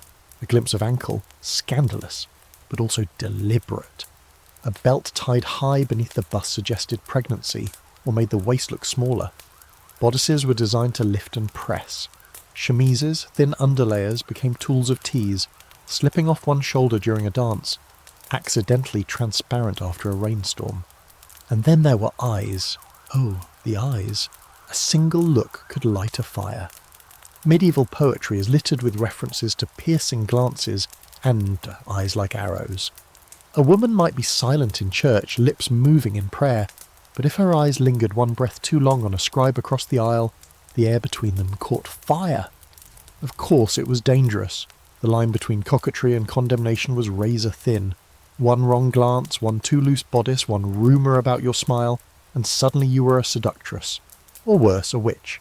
But still, women played the game, because what choice did they have? Here's a delightful, if slightly absurd, fringe detail. Some young women carried small mirrors, either sewn into their sleeves or hidden in their belts, to check their reflections throughout the day. Not for vanity, not entirely, but to ensure they looked the part, that their hair curls hadn't fallen flat, that their cheeks still held a bit of colour. In a world where power came in hints and innuendos, even a smudged coal line could tip the balance. And hair. don't get started on hair. For unmarried girls, long flowing locks were a symbol of youth and innocence, but let it loose too often, and people started asking questions. A plait undone in public could be seen as a sign of seduction. Some married women, especially in cities, were expected to keep their hair hidden entirely. A wimple was not just modesty, it was a muzzle for beauty. But of course not every rule was followed, not every hem stayed low, and not every glance went unreturned. As you walk through the market square, you notice a pair of women haggling over a length of blue velvet. One, older, clucks her tongue and mutters something about how only a lady of questionable repute would wear that shade. The younger one snorts and buys it anyway. Her smile says everything. Maybe she'll use it to line a new overdress. Maybe she'll turn it into a ribbon to tie in her braid. Either way, it will say something, and that message won't be for just anyone. There's debate among scholars about how much agency medieval women really had when it came to fashion and appearance. Some argue that the restrictions were so severe, so church-enforced, that women had no real choice. Others counter that women were endlessly resourceful, that they found a kind of freedom in constraint, that what looked like obedience was often performance, camouflage, code. You pause near a stone fountain, watching as a girl dips a jug into the water. The neckline of her gown is modest, but the curve of her collarbone is visible. She catches a boy watching, then turns slightly, just enough to make the line of her throat more obvious. Nothing happens, no touch, no words, but the air crackles. That's the real power of this moment in history. Not rebellion through fire, but rebellion through flirtation. Not loud declarations, but silent control. A woman who couldn't say "I want" could still make herself wanted. Could still hint, with a tilt of her head or a twist of fabric, that there was more to her than prayer and propriety. You leave the square as the vendors begin to pack up their wares, carts rattling along cobblestones, sky softening into dusk. The wind picks up again, and you catch your reflection in a piece of mirrored glass resting on a vendor's cloth. Your hair is wind-blown, your expression unreadable, you look like someone with a secret. And maybe that's what medieval women mastered better than anyone, the art of having secrets in plain sight, of using the tools they were given, cloth, colour, body language, to bend the rules just far enough without breaking them, to enjoy a glance, to savour a smile, to play, because even when the world says be modest, your eyes can still say watch me. The road grows quieter as twilight settles in, washing the world in that strange in-between light, neither day nor night, just a soft grey where shadows stretch longer than they should. You walk along a crumbling stone wall lined with thorn bushes and tangled ivy, your thoughts still heavy with the glances, laces, and subtle rebellions of the village women behind you. But up ahead, a smaller cottage stands alone on a hill, its windows shuttered and its garden gone to seed. The door creaks in the wind, and beside it hangs a rusted horseshoe, nailed there upside down, meant to ward off misfortune, though clearly it didn't work. This is a widow's house. You don't need a sign, you feel it. There's something different about this place. Less frantic, less watched. No children shrieking, no husband shouting, just quiet. For a woman in the medieval world, widowhood is strange territory. It's grief, yes, but it's also freedom. And if you're lucky, or careful, it's a second chance to live on your own terms. You step through the broken gate and onto the worn path leading to the door. Inside you find what you expect. Simple furnishings, a few faded tokens of a life shared, maybe once happily, maybe not. A wooden comb, a child's discarded toy, a locked chest. But something else hums under the surface. The feeling of a woman who's no longer afraid to breathe. Here's your historical fact. Widows in medieval Europe occupied a unique legal and social category. Once a woman's husband died, she was often granted a level of independence she had never experienced before. She could sometimes own property, make legal decisions, and in certain regions, even conduct business in her own name. No father, no husband, no male guardian. For the first time in her life, she belonged to herself. But of course, it came with caveats. This freedom was conditional, temporary. It was expected that a widow would grieve, maintain a modest lifestyle, and ideally remarry. Quickly if she was young and childless, slowly if she was older, but always with decorum, always with humility. If she took too long to remarry, people whispered. If she chose not to remarry at all, they gossiped. And if she enjoyed her freedom too much, wore colour, danced at a festival, took a lover, well then she was something dangerous. You move deeper into the house, brushing dust from a table scattered with dried petals and cracked glass. A single candle, long since melted to a stub, sits unlit. In the corner, a heavy cloak hangs from a hook, and on the bed, a letter, unfinished. The ink faded but legible. It begins with "my sweet" and stops midline, after the word touch. You stare at it for a long moment. This is the part no one talks about. The widow who doesn't mourn in black for the rest of her days, who doesn't shrivel into piety and self-denial, who after burying the man she was bound to finds she still wants, still desires, maybe for the first time freely. And the world hates that. Because a widow, especially one with land or money, is a wild card. She doesn't have to listen to anyone. She might hire help. She might refuse suitors. She might sleep alone or not. Her desire, once tethered by the marriage, now floats loose, untamed, and people don't like untamed women. You step outside again, and the sky is nearly black. A few stars blink into view, and the wind picks up, stirring the tall grass into a whispering chorus. You think of all the widows scattered across this countryside. The ones who took lovers in secret. The ones who swore off men entirely. The ones who took in foundlings or brewed illegal wine, or wore their late husband's boots when no one was watching. And the ones who didn't survive their freedom. Because while widowhood could be a window, it could also be a trap. If a woman inherited too much, she might be accused of foul play. If she resisted a remarriage arranged by her late husband's family, she might lose her home. If she was seen walking with a man not yet her betrothed, especially after dusk, people might accuse her of seduction or witchcraft or worse. There's a case in 14th century England of a widow named Alice who inherited a small farm after her husband died. She kept the land, hired workers, and even petitioned the local court when a neighbour tried to fence off part of her pasture. But then she refused a marriage proposal from a younger man. 2 months later, she was accused of bewitching his cows.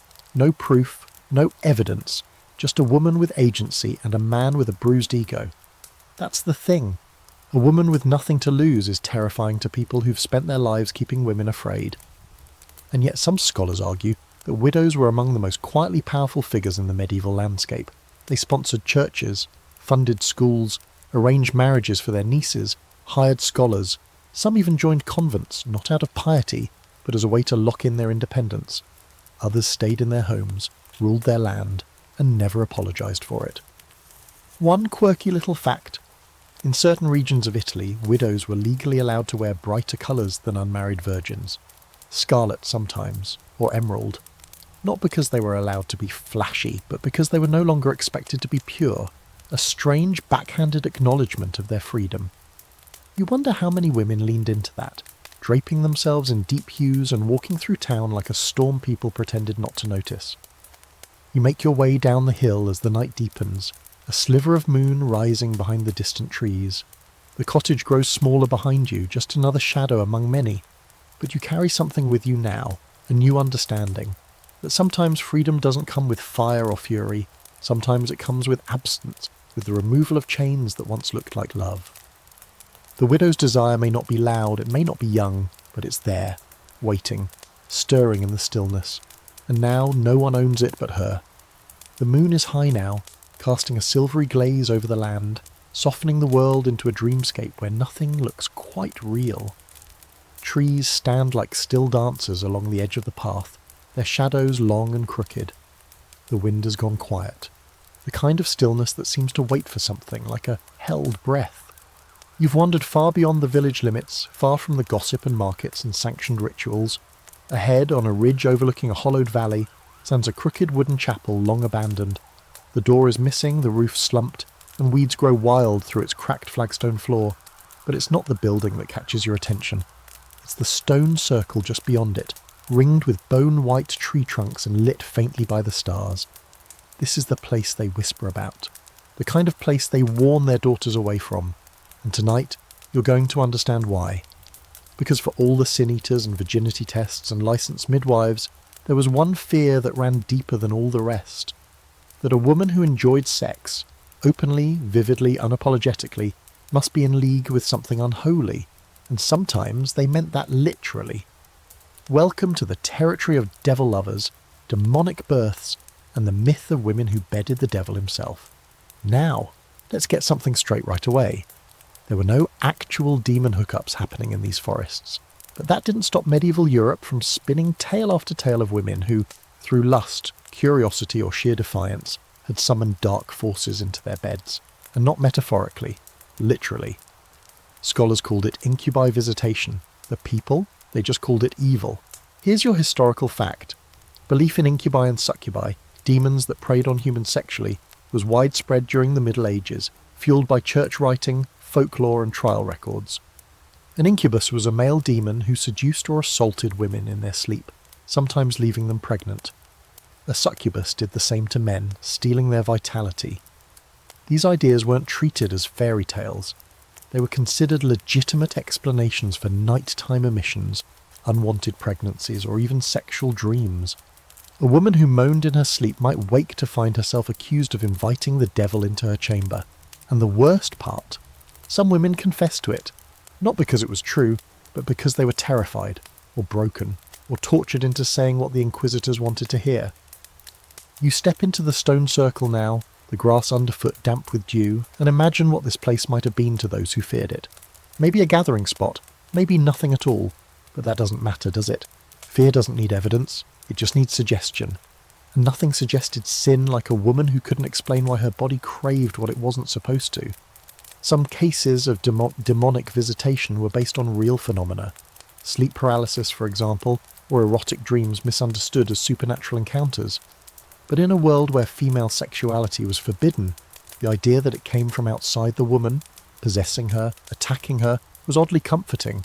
It wasn't her fault. She was a victim, or a vessel. But others weren't granted that mercy. Some women were accused of inviting the devil into their beds, of seducing him, of making pacts sealed not with blood, but with lust. They were burned, drowned, interrogated, their bodies inspected for devil's marks, small birthmarks, moles, or scars believed to be evidence of demonic touch. If a midwife found one in the wrong place, that could be the end. One of the most famous examples comes from the 15th century. A woman named Jeanne was accused not only of witchcraft, but of giving birth to a child with a pig's foot. The child didn't survive, but the story did. They said she'd laid with Satan himself, that she'd summoned him with herbs, danced beneath a full moon, and welcomed him into her bed. What really happened? Likely a tragic deformity, or a cruel fabrication. But once the rumour started, it didn't stop. Jeanne was executed, her ashes scattered so she couldn't rise again. You might think these stories are rare, edge cases carved out of hysteria, but they're not. They show up in inquisitorial records, sermons, moral treatises, in dusty manuscripts written by trembling monks who claimed to know what sin looked like. And too often that sin looked like a woman who wanted. Here's your quirky fringe fact. One 13th century treatise actually describes the devil as taking pleasing form when visiting women, including the ability to make his body feel warm and human, and even arousing delight. The author then spends multiple paragraphs trying to shame women for enjoying it, as if they were supposed to resist a supernatural shapeshifter in their dreams with ironclad moral resolve. You have to laugh, just a little, at the absurdity, then cry because the punishment wasn't absurd at all. But these stories served a purpose. They reinforced the message. Desire is dangerous. If you crave pleasure, you risk damnation. If you act on that craving, you invite evil. And if you enjoy it, truly enjoy it, well, then you're already lost. Some scholars believe these tales were metaphorical, a way for society to grapple with repressed sexuality, female power, and fear of the unknown. Others argue the church used them as weapons of control, branding women as sinners to keep them docile. Either way, the effect was the same.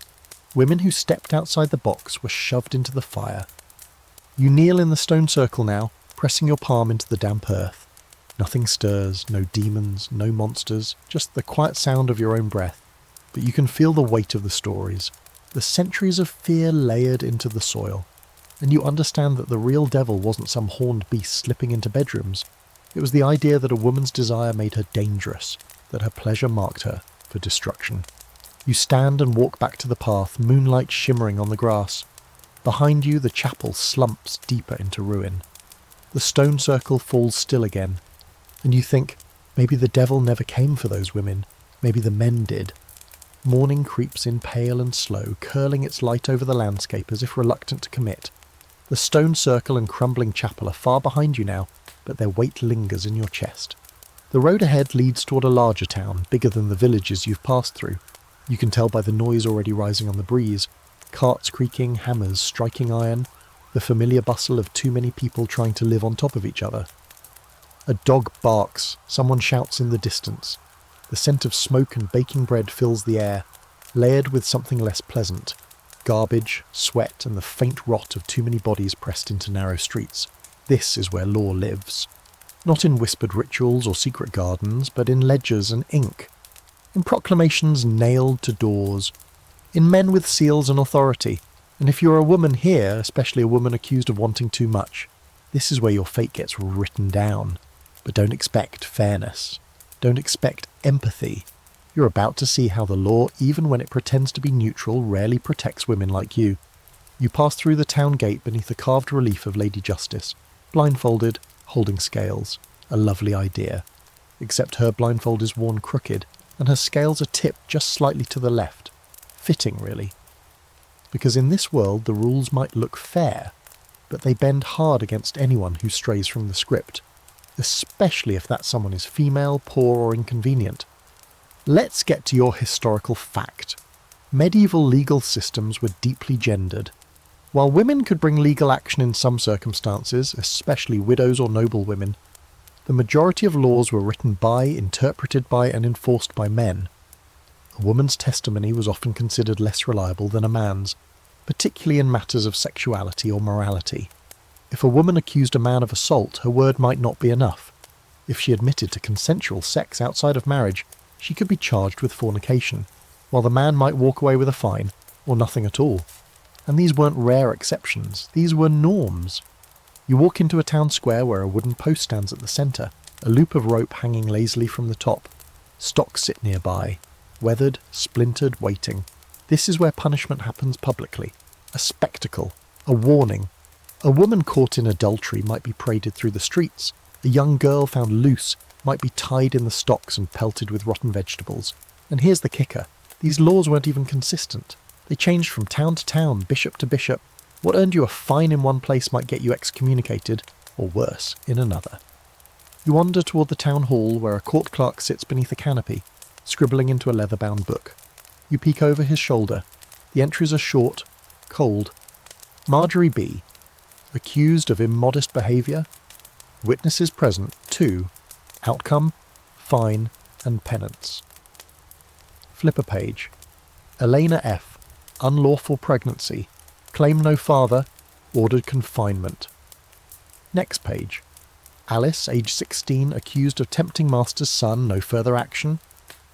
You read the words, but feel the lives hidden beneath them. The context stripped out. The fear reduced to ink. Here's a lesser-known detail. In many towns there were designated morality courts, often tied to the church, where women could be tried for offences related to sexual conduct. These courts operated with a veneer of religious authority, but their focus was unmistakable. Women were their primary targets. Gossip could become evidence. Pregnancy outside of marriage could be enough for conviction. And the punishment wasn't always corporal, it was often psychological. Forced public confession, isolation, fasting, wearing a penance robe for weeks, being forbidden from taking communion. In some places, you could even be forced to attend services while standing barefoot, wrapped in a white sheet like a ghost of your former self. But the biggest injustice wasn't always the punishment. It was the inconsistency. Men who committed the same acts, especially noblemen, faced minimal consequences. A lord who seduced a servant might pay a token fee. A clergyman caught in a scandal might be moved to another parish. A married man who visited brothels regularly might be laughed at, not condemned. Some women fought back. They took their cases to court, especially if they had land or a family name to wield. There are records of women suing for breach of promise, demanding compensation for broken engagements or false claims of chastity. A few even won, but most didn't. Most were distanced by the process itself, shamed, dismissed, talked over, or simply forgotten. You enter a small side chapel now, tucked between merchant stalls, where women kneel in prayer beside a wall lined with iron sconces. One of them clutches a rosary so tightly her knuckles have turned white. Maybe she's praying for forgiveness. Maybe she's praying not to be found out. The line between sinner and victim is razor thin here, and forgiveness is only offered if you know the right words and if you're willing to beg. Scholars debate how much agency medieval women really had in the legal system.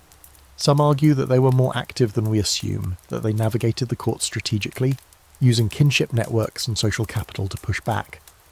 Others insist that for most women, especially the poor, the system was a cage built of parchment and stone, reinforced by patriarchy and cloaked in sanctimony. And looking at this town, its ledgers, its punishments, its smug clerks, it's hard to disagree. But there's another layer too. Some women found ways to manipulate the system, claimed repentance to avoid harsher penalties, pretended madness to dodge accusations, paid off witnesses, or disappeared entirely, slipping into another town with a new name and no past. Desperation breeds creativity, and survival isn't always clean. You leave the chapel and pass a wooden cart filled with bundled scrolls, records waiting to be archived. Somewhere in those scrolls are the names of women who enjoyed sex, who admitted it, who suffered for it. And their stories, reduced to footnotes, now sit unread in the dark. You stop at the edge of the square, beneath the shadows of the crooked justice carving, and look back. You try to picture the girls who stood in those stocks, the women who cried in those pews, the mothers who walked home in silence after hearing their daughters condemned. Their footsteps are worn into the cobbles, their voices still echo if you listen hard enough. Because in this world the law pretended to protect you, but more often it just recorded your fall. By the time you leave the town, your mind is buzzing with all those half-told stories, ink-smeared confessions, fines doled out like candy, the silence of women sentenced to shame instead of justice. The path beyond the walls climbs slowly upward, past a craggy bluff and into the woods again. This stretch of forest is older than anything you've seen so far, its trees gnarled and leaning, their trunks thick enough to swallow a man-whole. It's quiet here, but not peaceful. It's the kind of quiet that listens back. You push forward anyway, because tonight's turn in this winding journey takes you into a place that seems almost accidental. You're heading toward the monastery, yes, another religious house. But this one isn't filled with veiled nuns or prayerful silence. This one is masculine, muscular, carved out of stone and certainty. And ironically, it's here, in the very place where women were most reviled for their desires, that their stories continue, preserved in ink by the very hands that condemned them.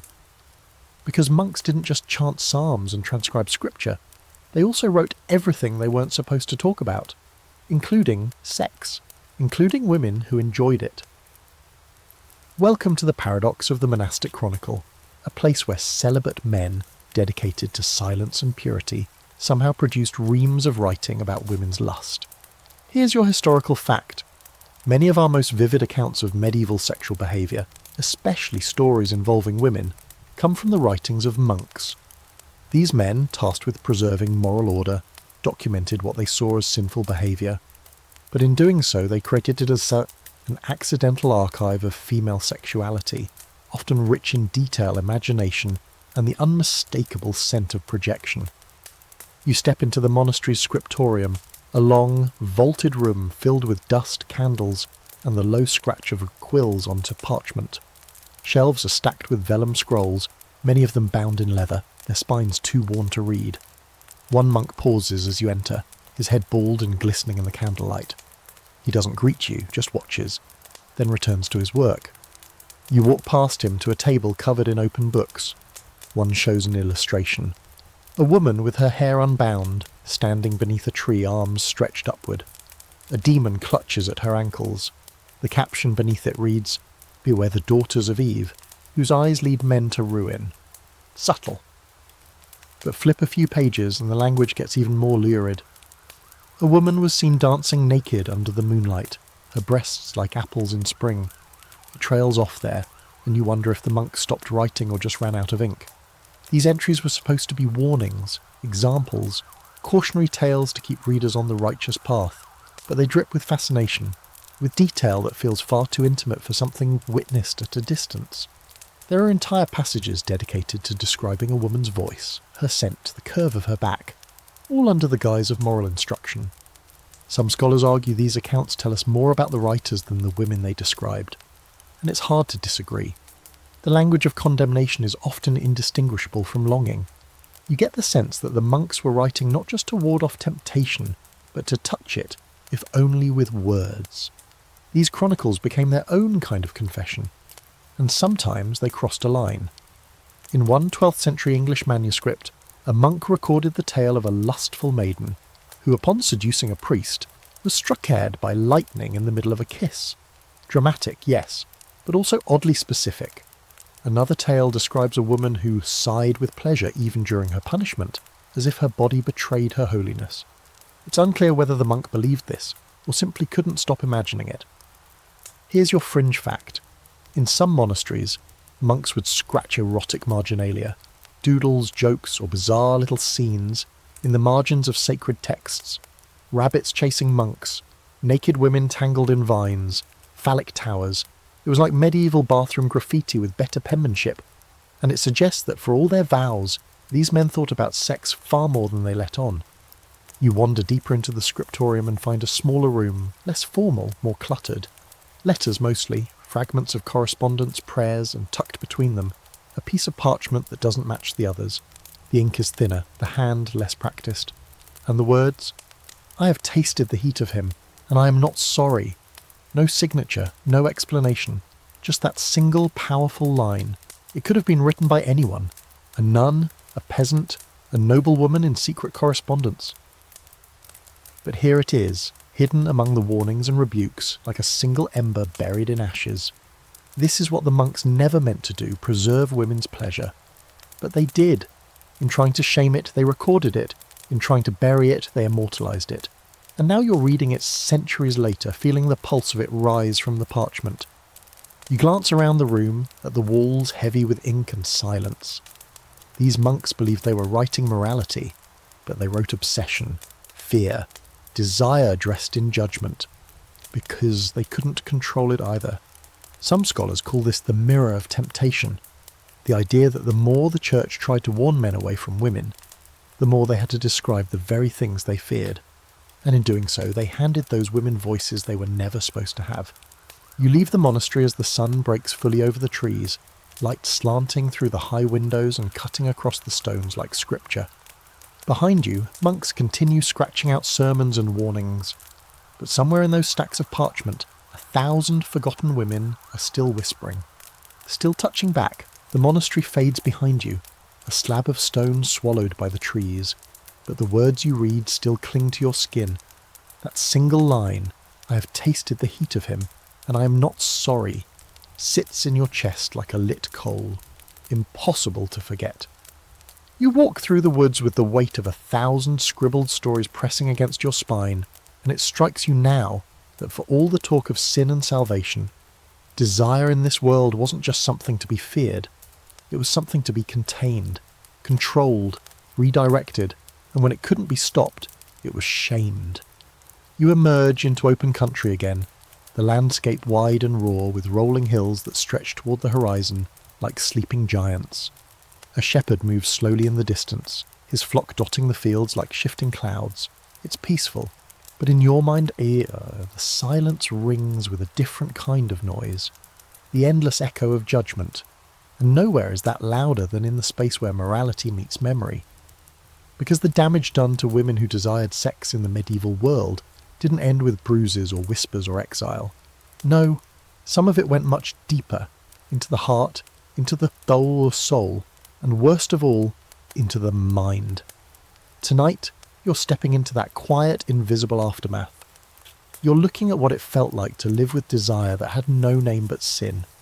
You're walking through the haunted corridors of shame. Here's your historical fact. Medieval Christianity placed heavy emphasis on internal purity, not just avoiding sinful acts, but sinful thoughts, lustful dreaming, erotic daydreams, even flashes of physical pleasure during an otherwise acceptable marital act were all considered dangerous, sometimes even mortal sins. And for women, whose desire was already treated with suspicion, this created a constant state of internal surveillance. Their bodies weren't just watched from the outside, they were patrolled from within. So what happens when you enjoy something you're not supposed to? When your body pulses with heat after a kiss you wanted, and then someone tells you you're damned, you feel shame.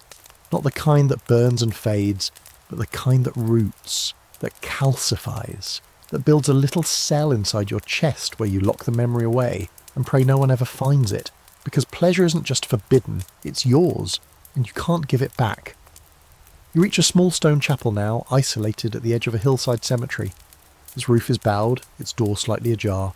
Inside you find rows of plain benches, worn smooth by the generations of knees and elbows. At the front there's a carved wooden confessional. The curtain hangs half open, and the wood creaks under your hand as you pull it aside. The space is tight, smells like dust and old candle wax, a place designed for secrets. And this is where it happened for so many women. The confessional. The room where you turned your joy into guilt. Where you learned to rewrite your memories to fit the church's expectations. Where your desire, if spoken aloud, became sin. Women came here to confess things that today wouldn't even make a diary entry. I touched myself. I had thoughts of a man not my husband. I enjoyed the act, even when I wasn't supposed to. And sometimes the priest told them to say 10 Hail Marys and move on. But other times, especially in stricter regions or during waves of religious fervour, the response was harsher. Penance, fasting, public humiliation, the recommendation to flagellate themselves to cleanse the soul. Some women did it, believed it was holy. There's a fringe fact that might make your stomach turn. In some monasteries and convents, religious leaders kept records of habitual offenders, women who confessed to desire repeatedly. They were monitored, sometimes isolated, sometimes barred from communion, not because they acted on lust, but because they couldn't stop thinking about it.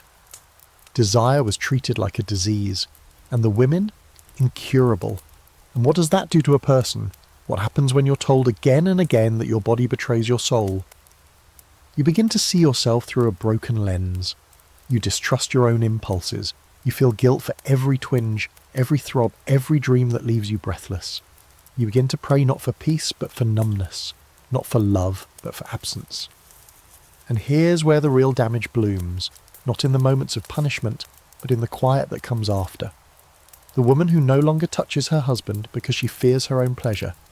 The girl who flinches when she feels warmth between her legs, even if no one is near. The widow who closes her eyes at night and tries to forget how it felt to be wanted. Shame turns desire inward until it devours itself. You sit now on one of the wooden pews, staring at the faded altar.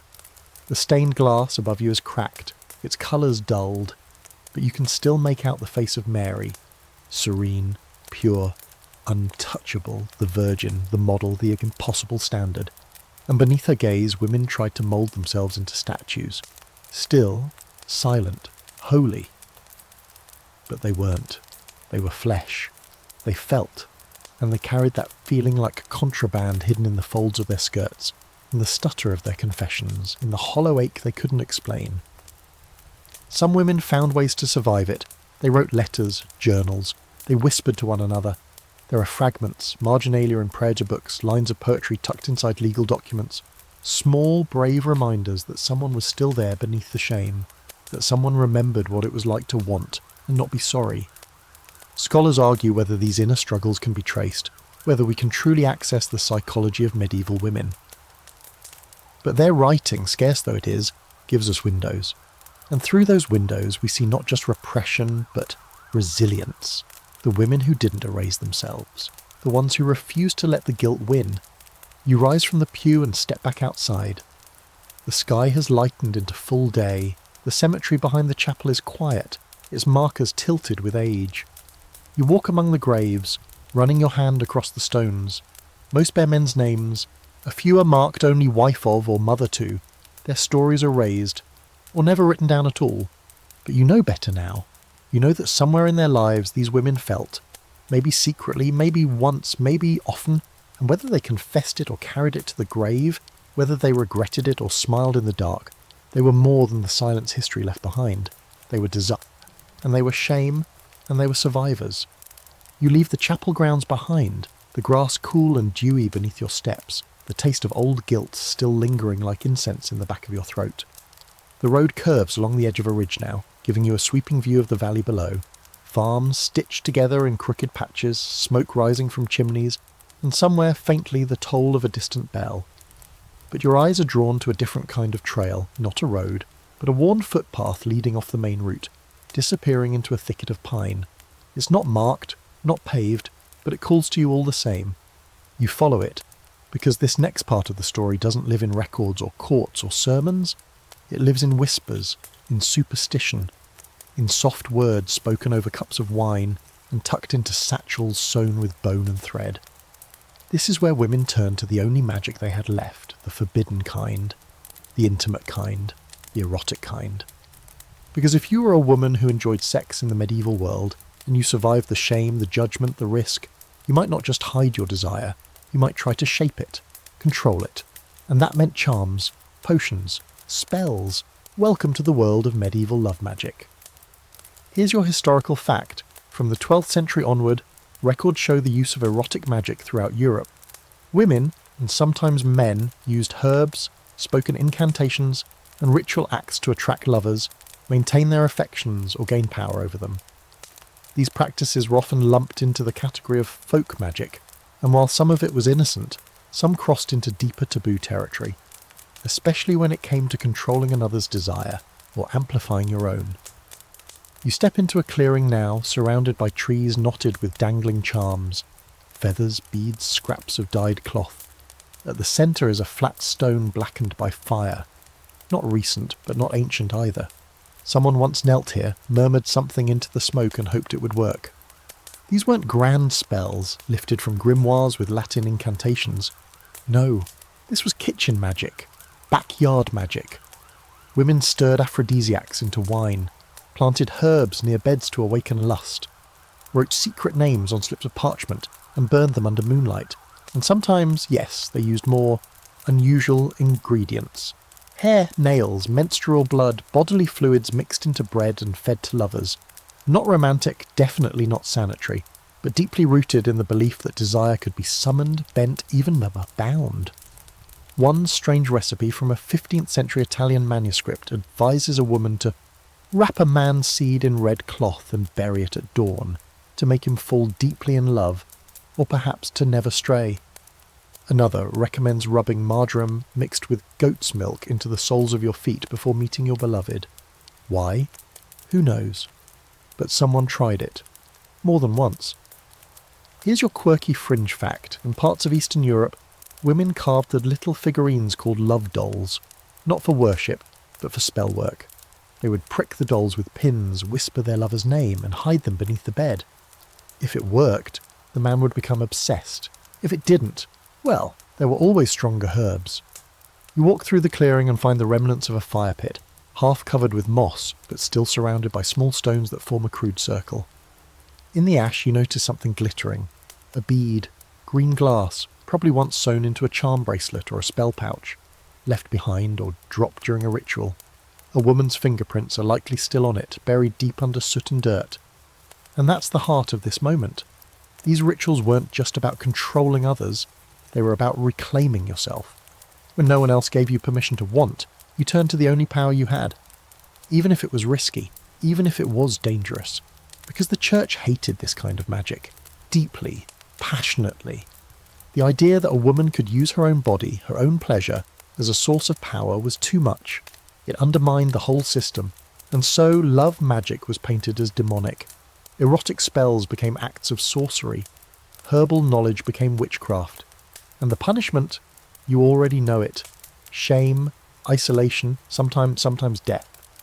Yet the spells persisted. Women passed them down in coded language, recipes that didn't look magical unless you knew how to read between the lines.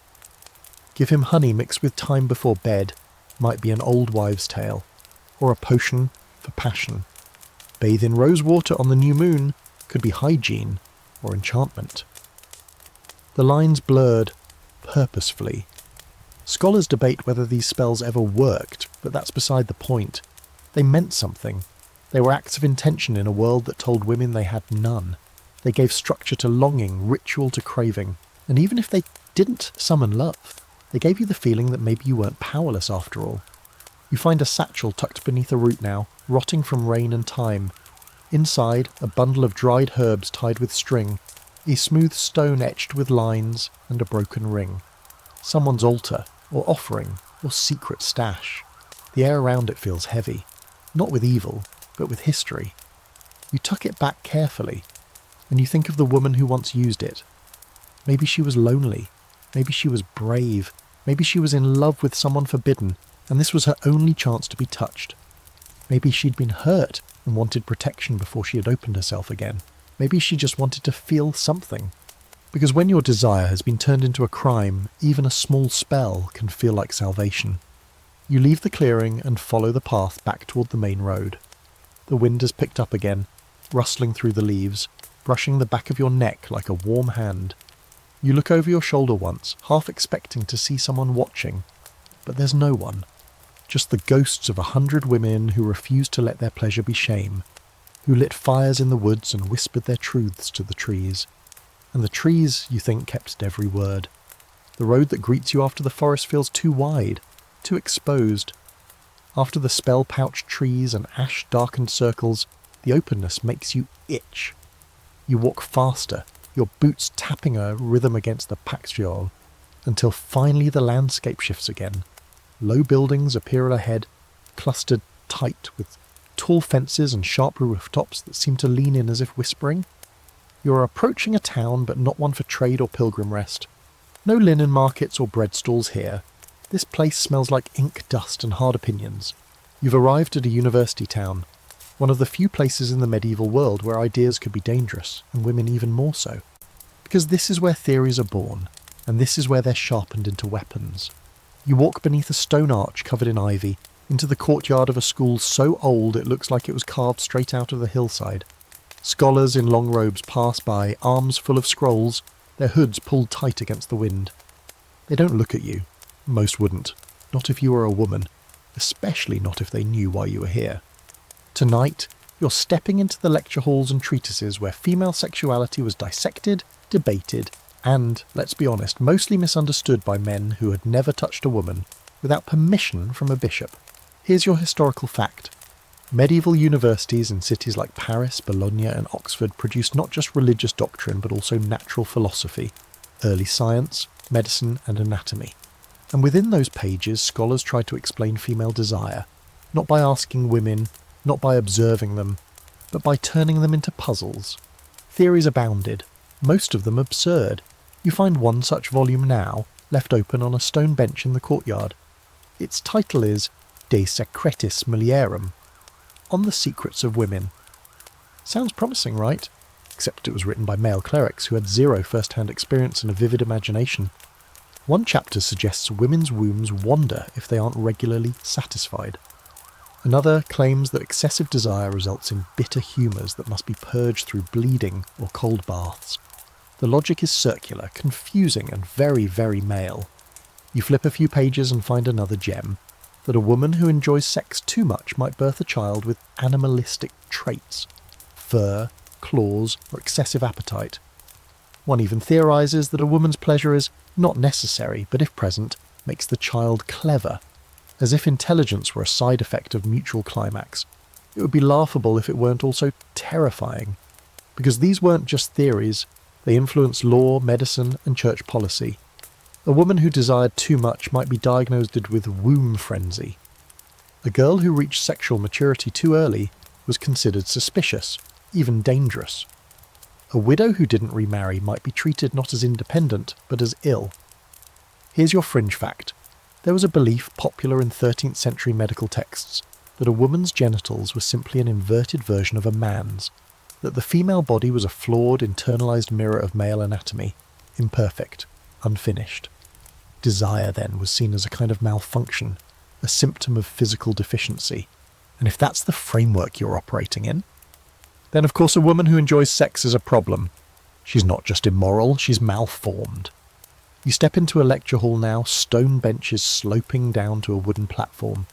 No candles are lit, but you can still feel the voices echoing in the cold air. A lecturer, draped in authority, pacing back and forth as he explains how a woman's craving can be spotted in her posture, her blush, her laughter, her breath. He says this to a room full of young men, boys really, and they scribble his words down like gospel. And that's the danger, isn't it? Not just bad ideas, but bad ideas taught, cemented, repeated, turned into truth because they were written with authority and bound in calfskin. Some women fought back, quietly, brilliantly. You find their marks in the margins, small corrections, rebuttals, satire scribbled in the spaces between lines. In a copy of Galen's Anatomy, someone has drawn a diagram with a note that reads, "He has never seen a woman in the summer." Another volume filled with warnings against female lust has a single phrase written in red at the bottom, "We know more than you think."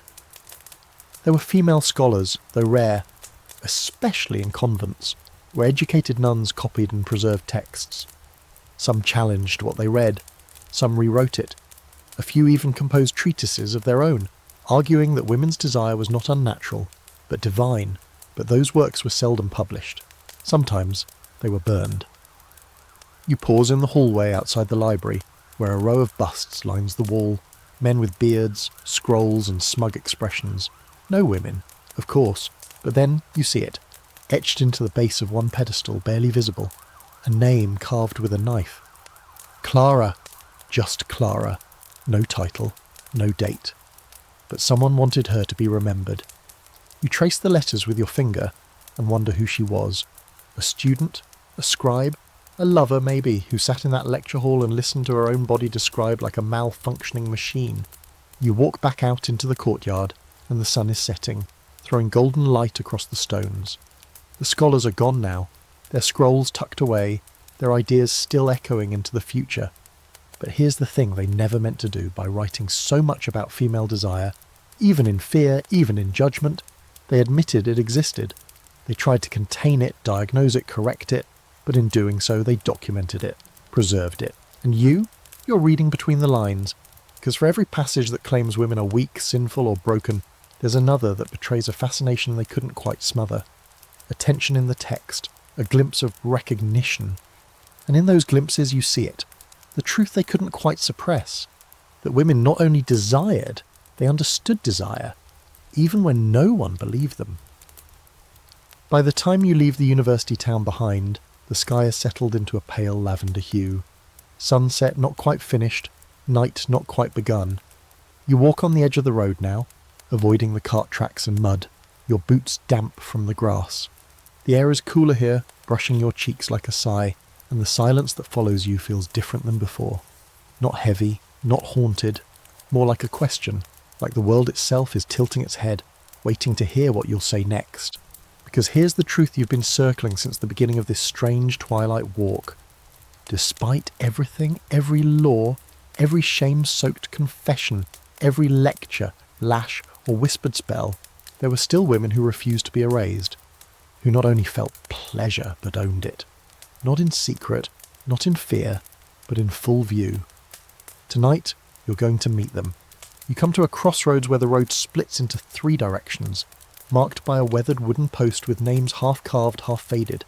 But tucked just beyond the fork, sheltered under an ancient willow tree, there's a small gathering of tents, colourful ones, patched and decorated with dyed fabrics, feathers, bells.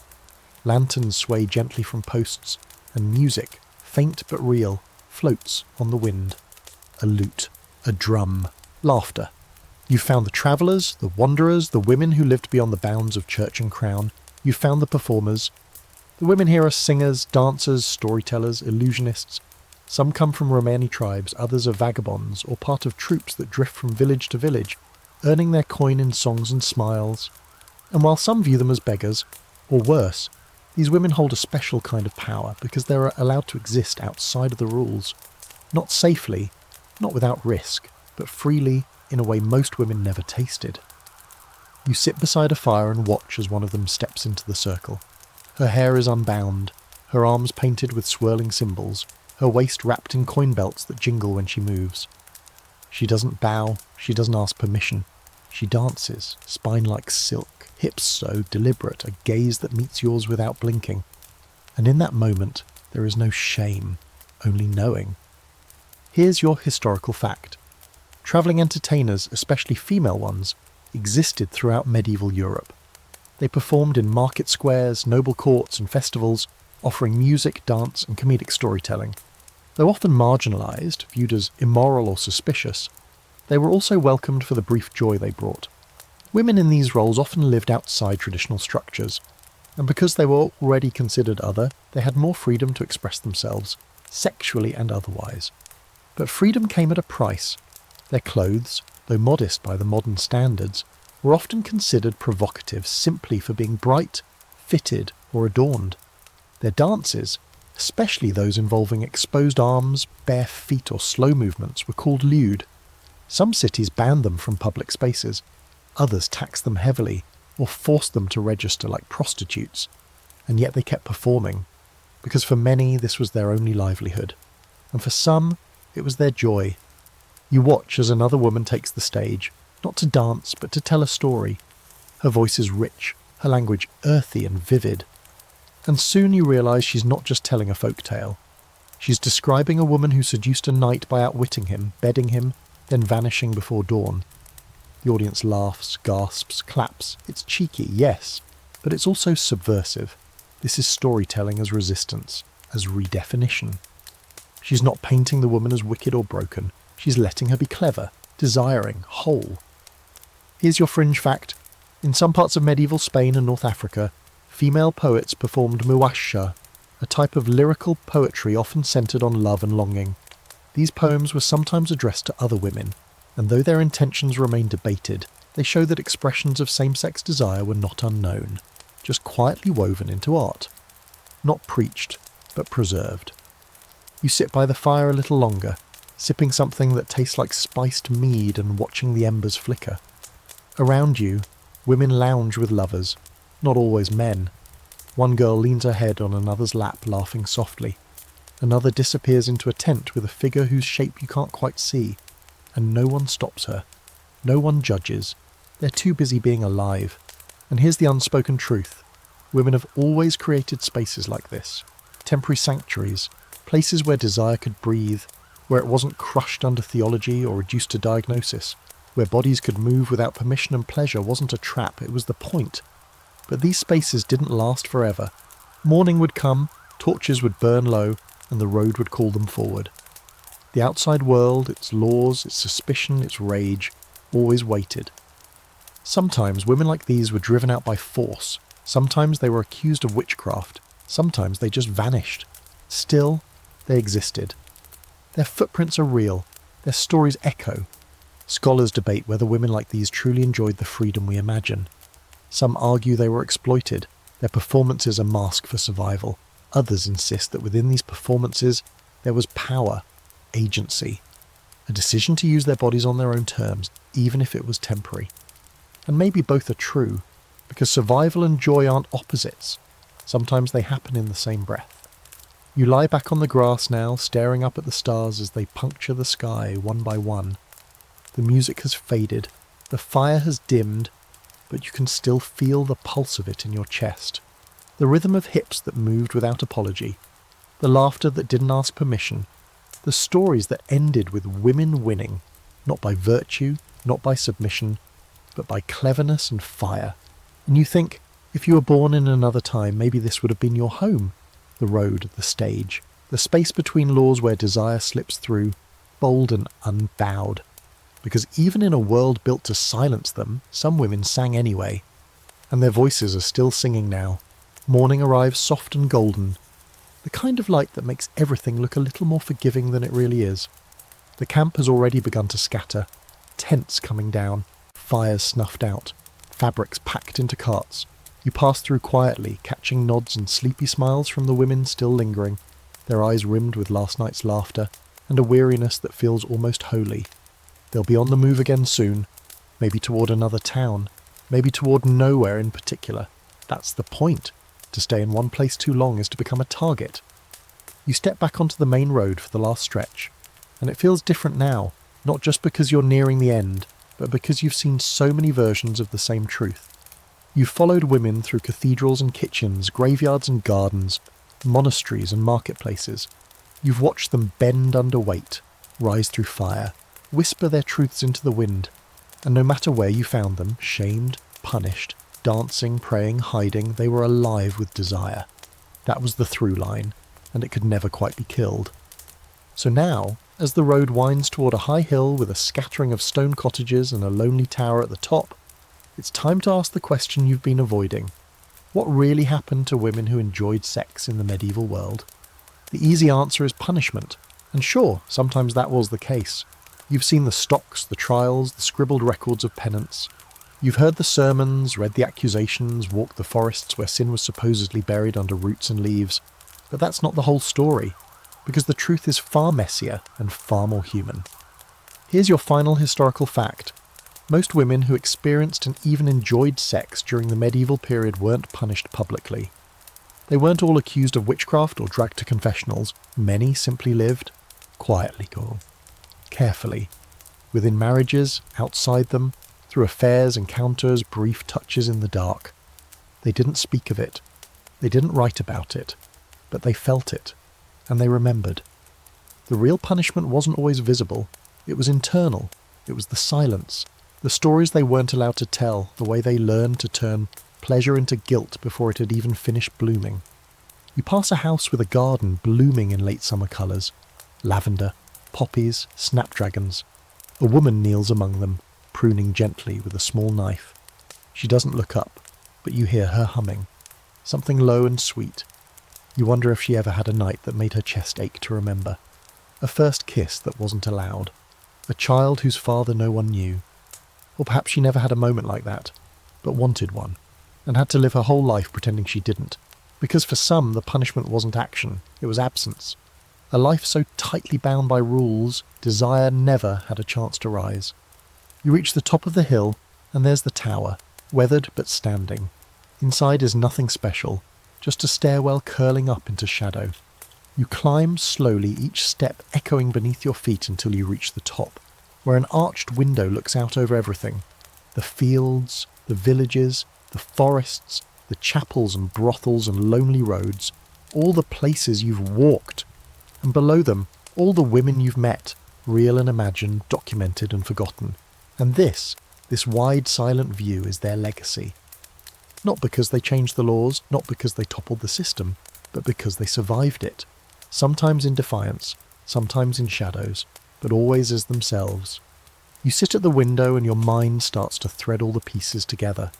The virginity tests and the herbal charms, the shame-inked confessions and the monastic porn disguised as theology, the desire that slipped into poetry, into lullabies, into recipes passed from mother to daughter, the sex workers who used pleasure as currency, the wives who learned to want on their own terms, the lovers who met in secret and never spoke their names aloud. Here's a final fringe fact. In one 14th century French text, a courtly romance told in riddles and metaphors, there's a single stanza that scholars still argue over. It describes a woman who laid with joy beneath the stars and did not ask the heavens to forgive her.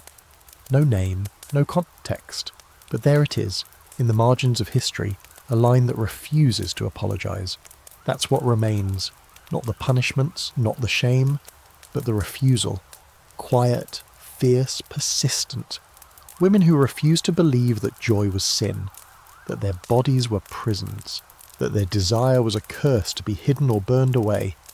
You stay in the tower until the light begins to fade again, the sun dipping low and casting the land in amber, and you think maybe the real tragedy isn't what happened to women who enjoyed sex in medieval times. Maybe it's that we still ask the question with so much fear, expecting only horror. Because yes, there was pain, but there was also pleasure.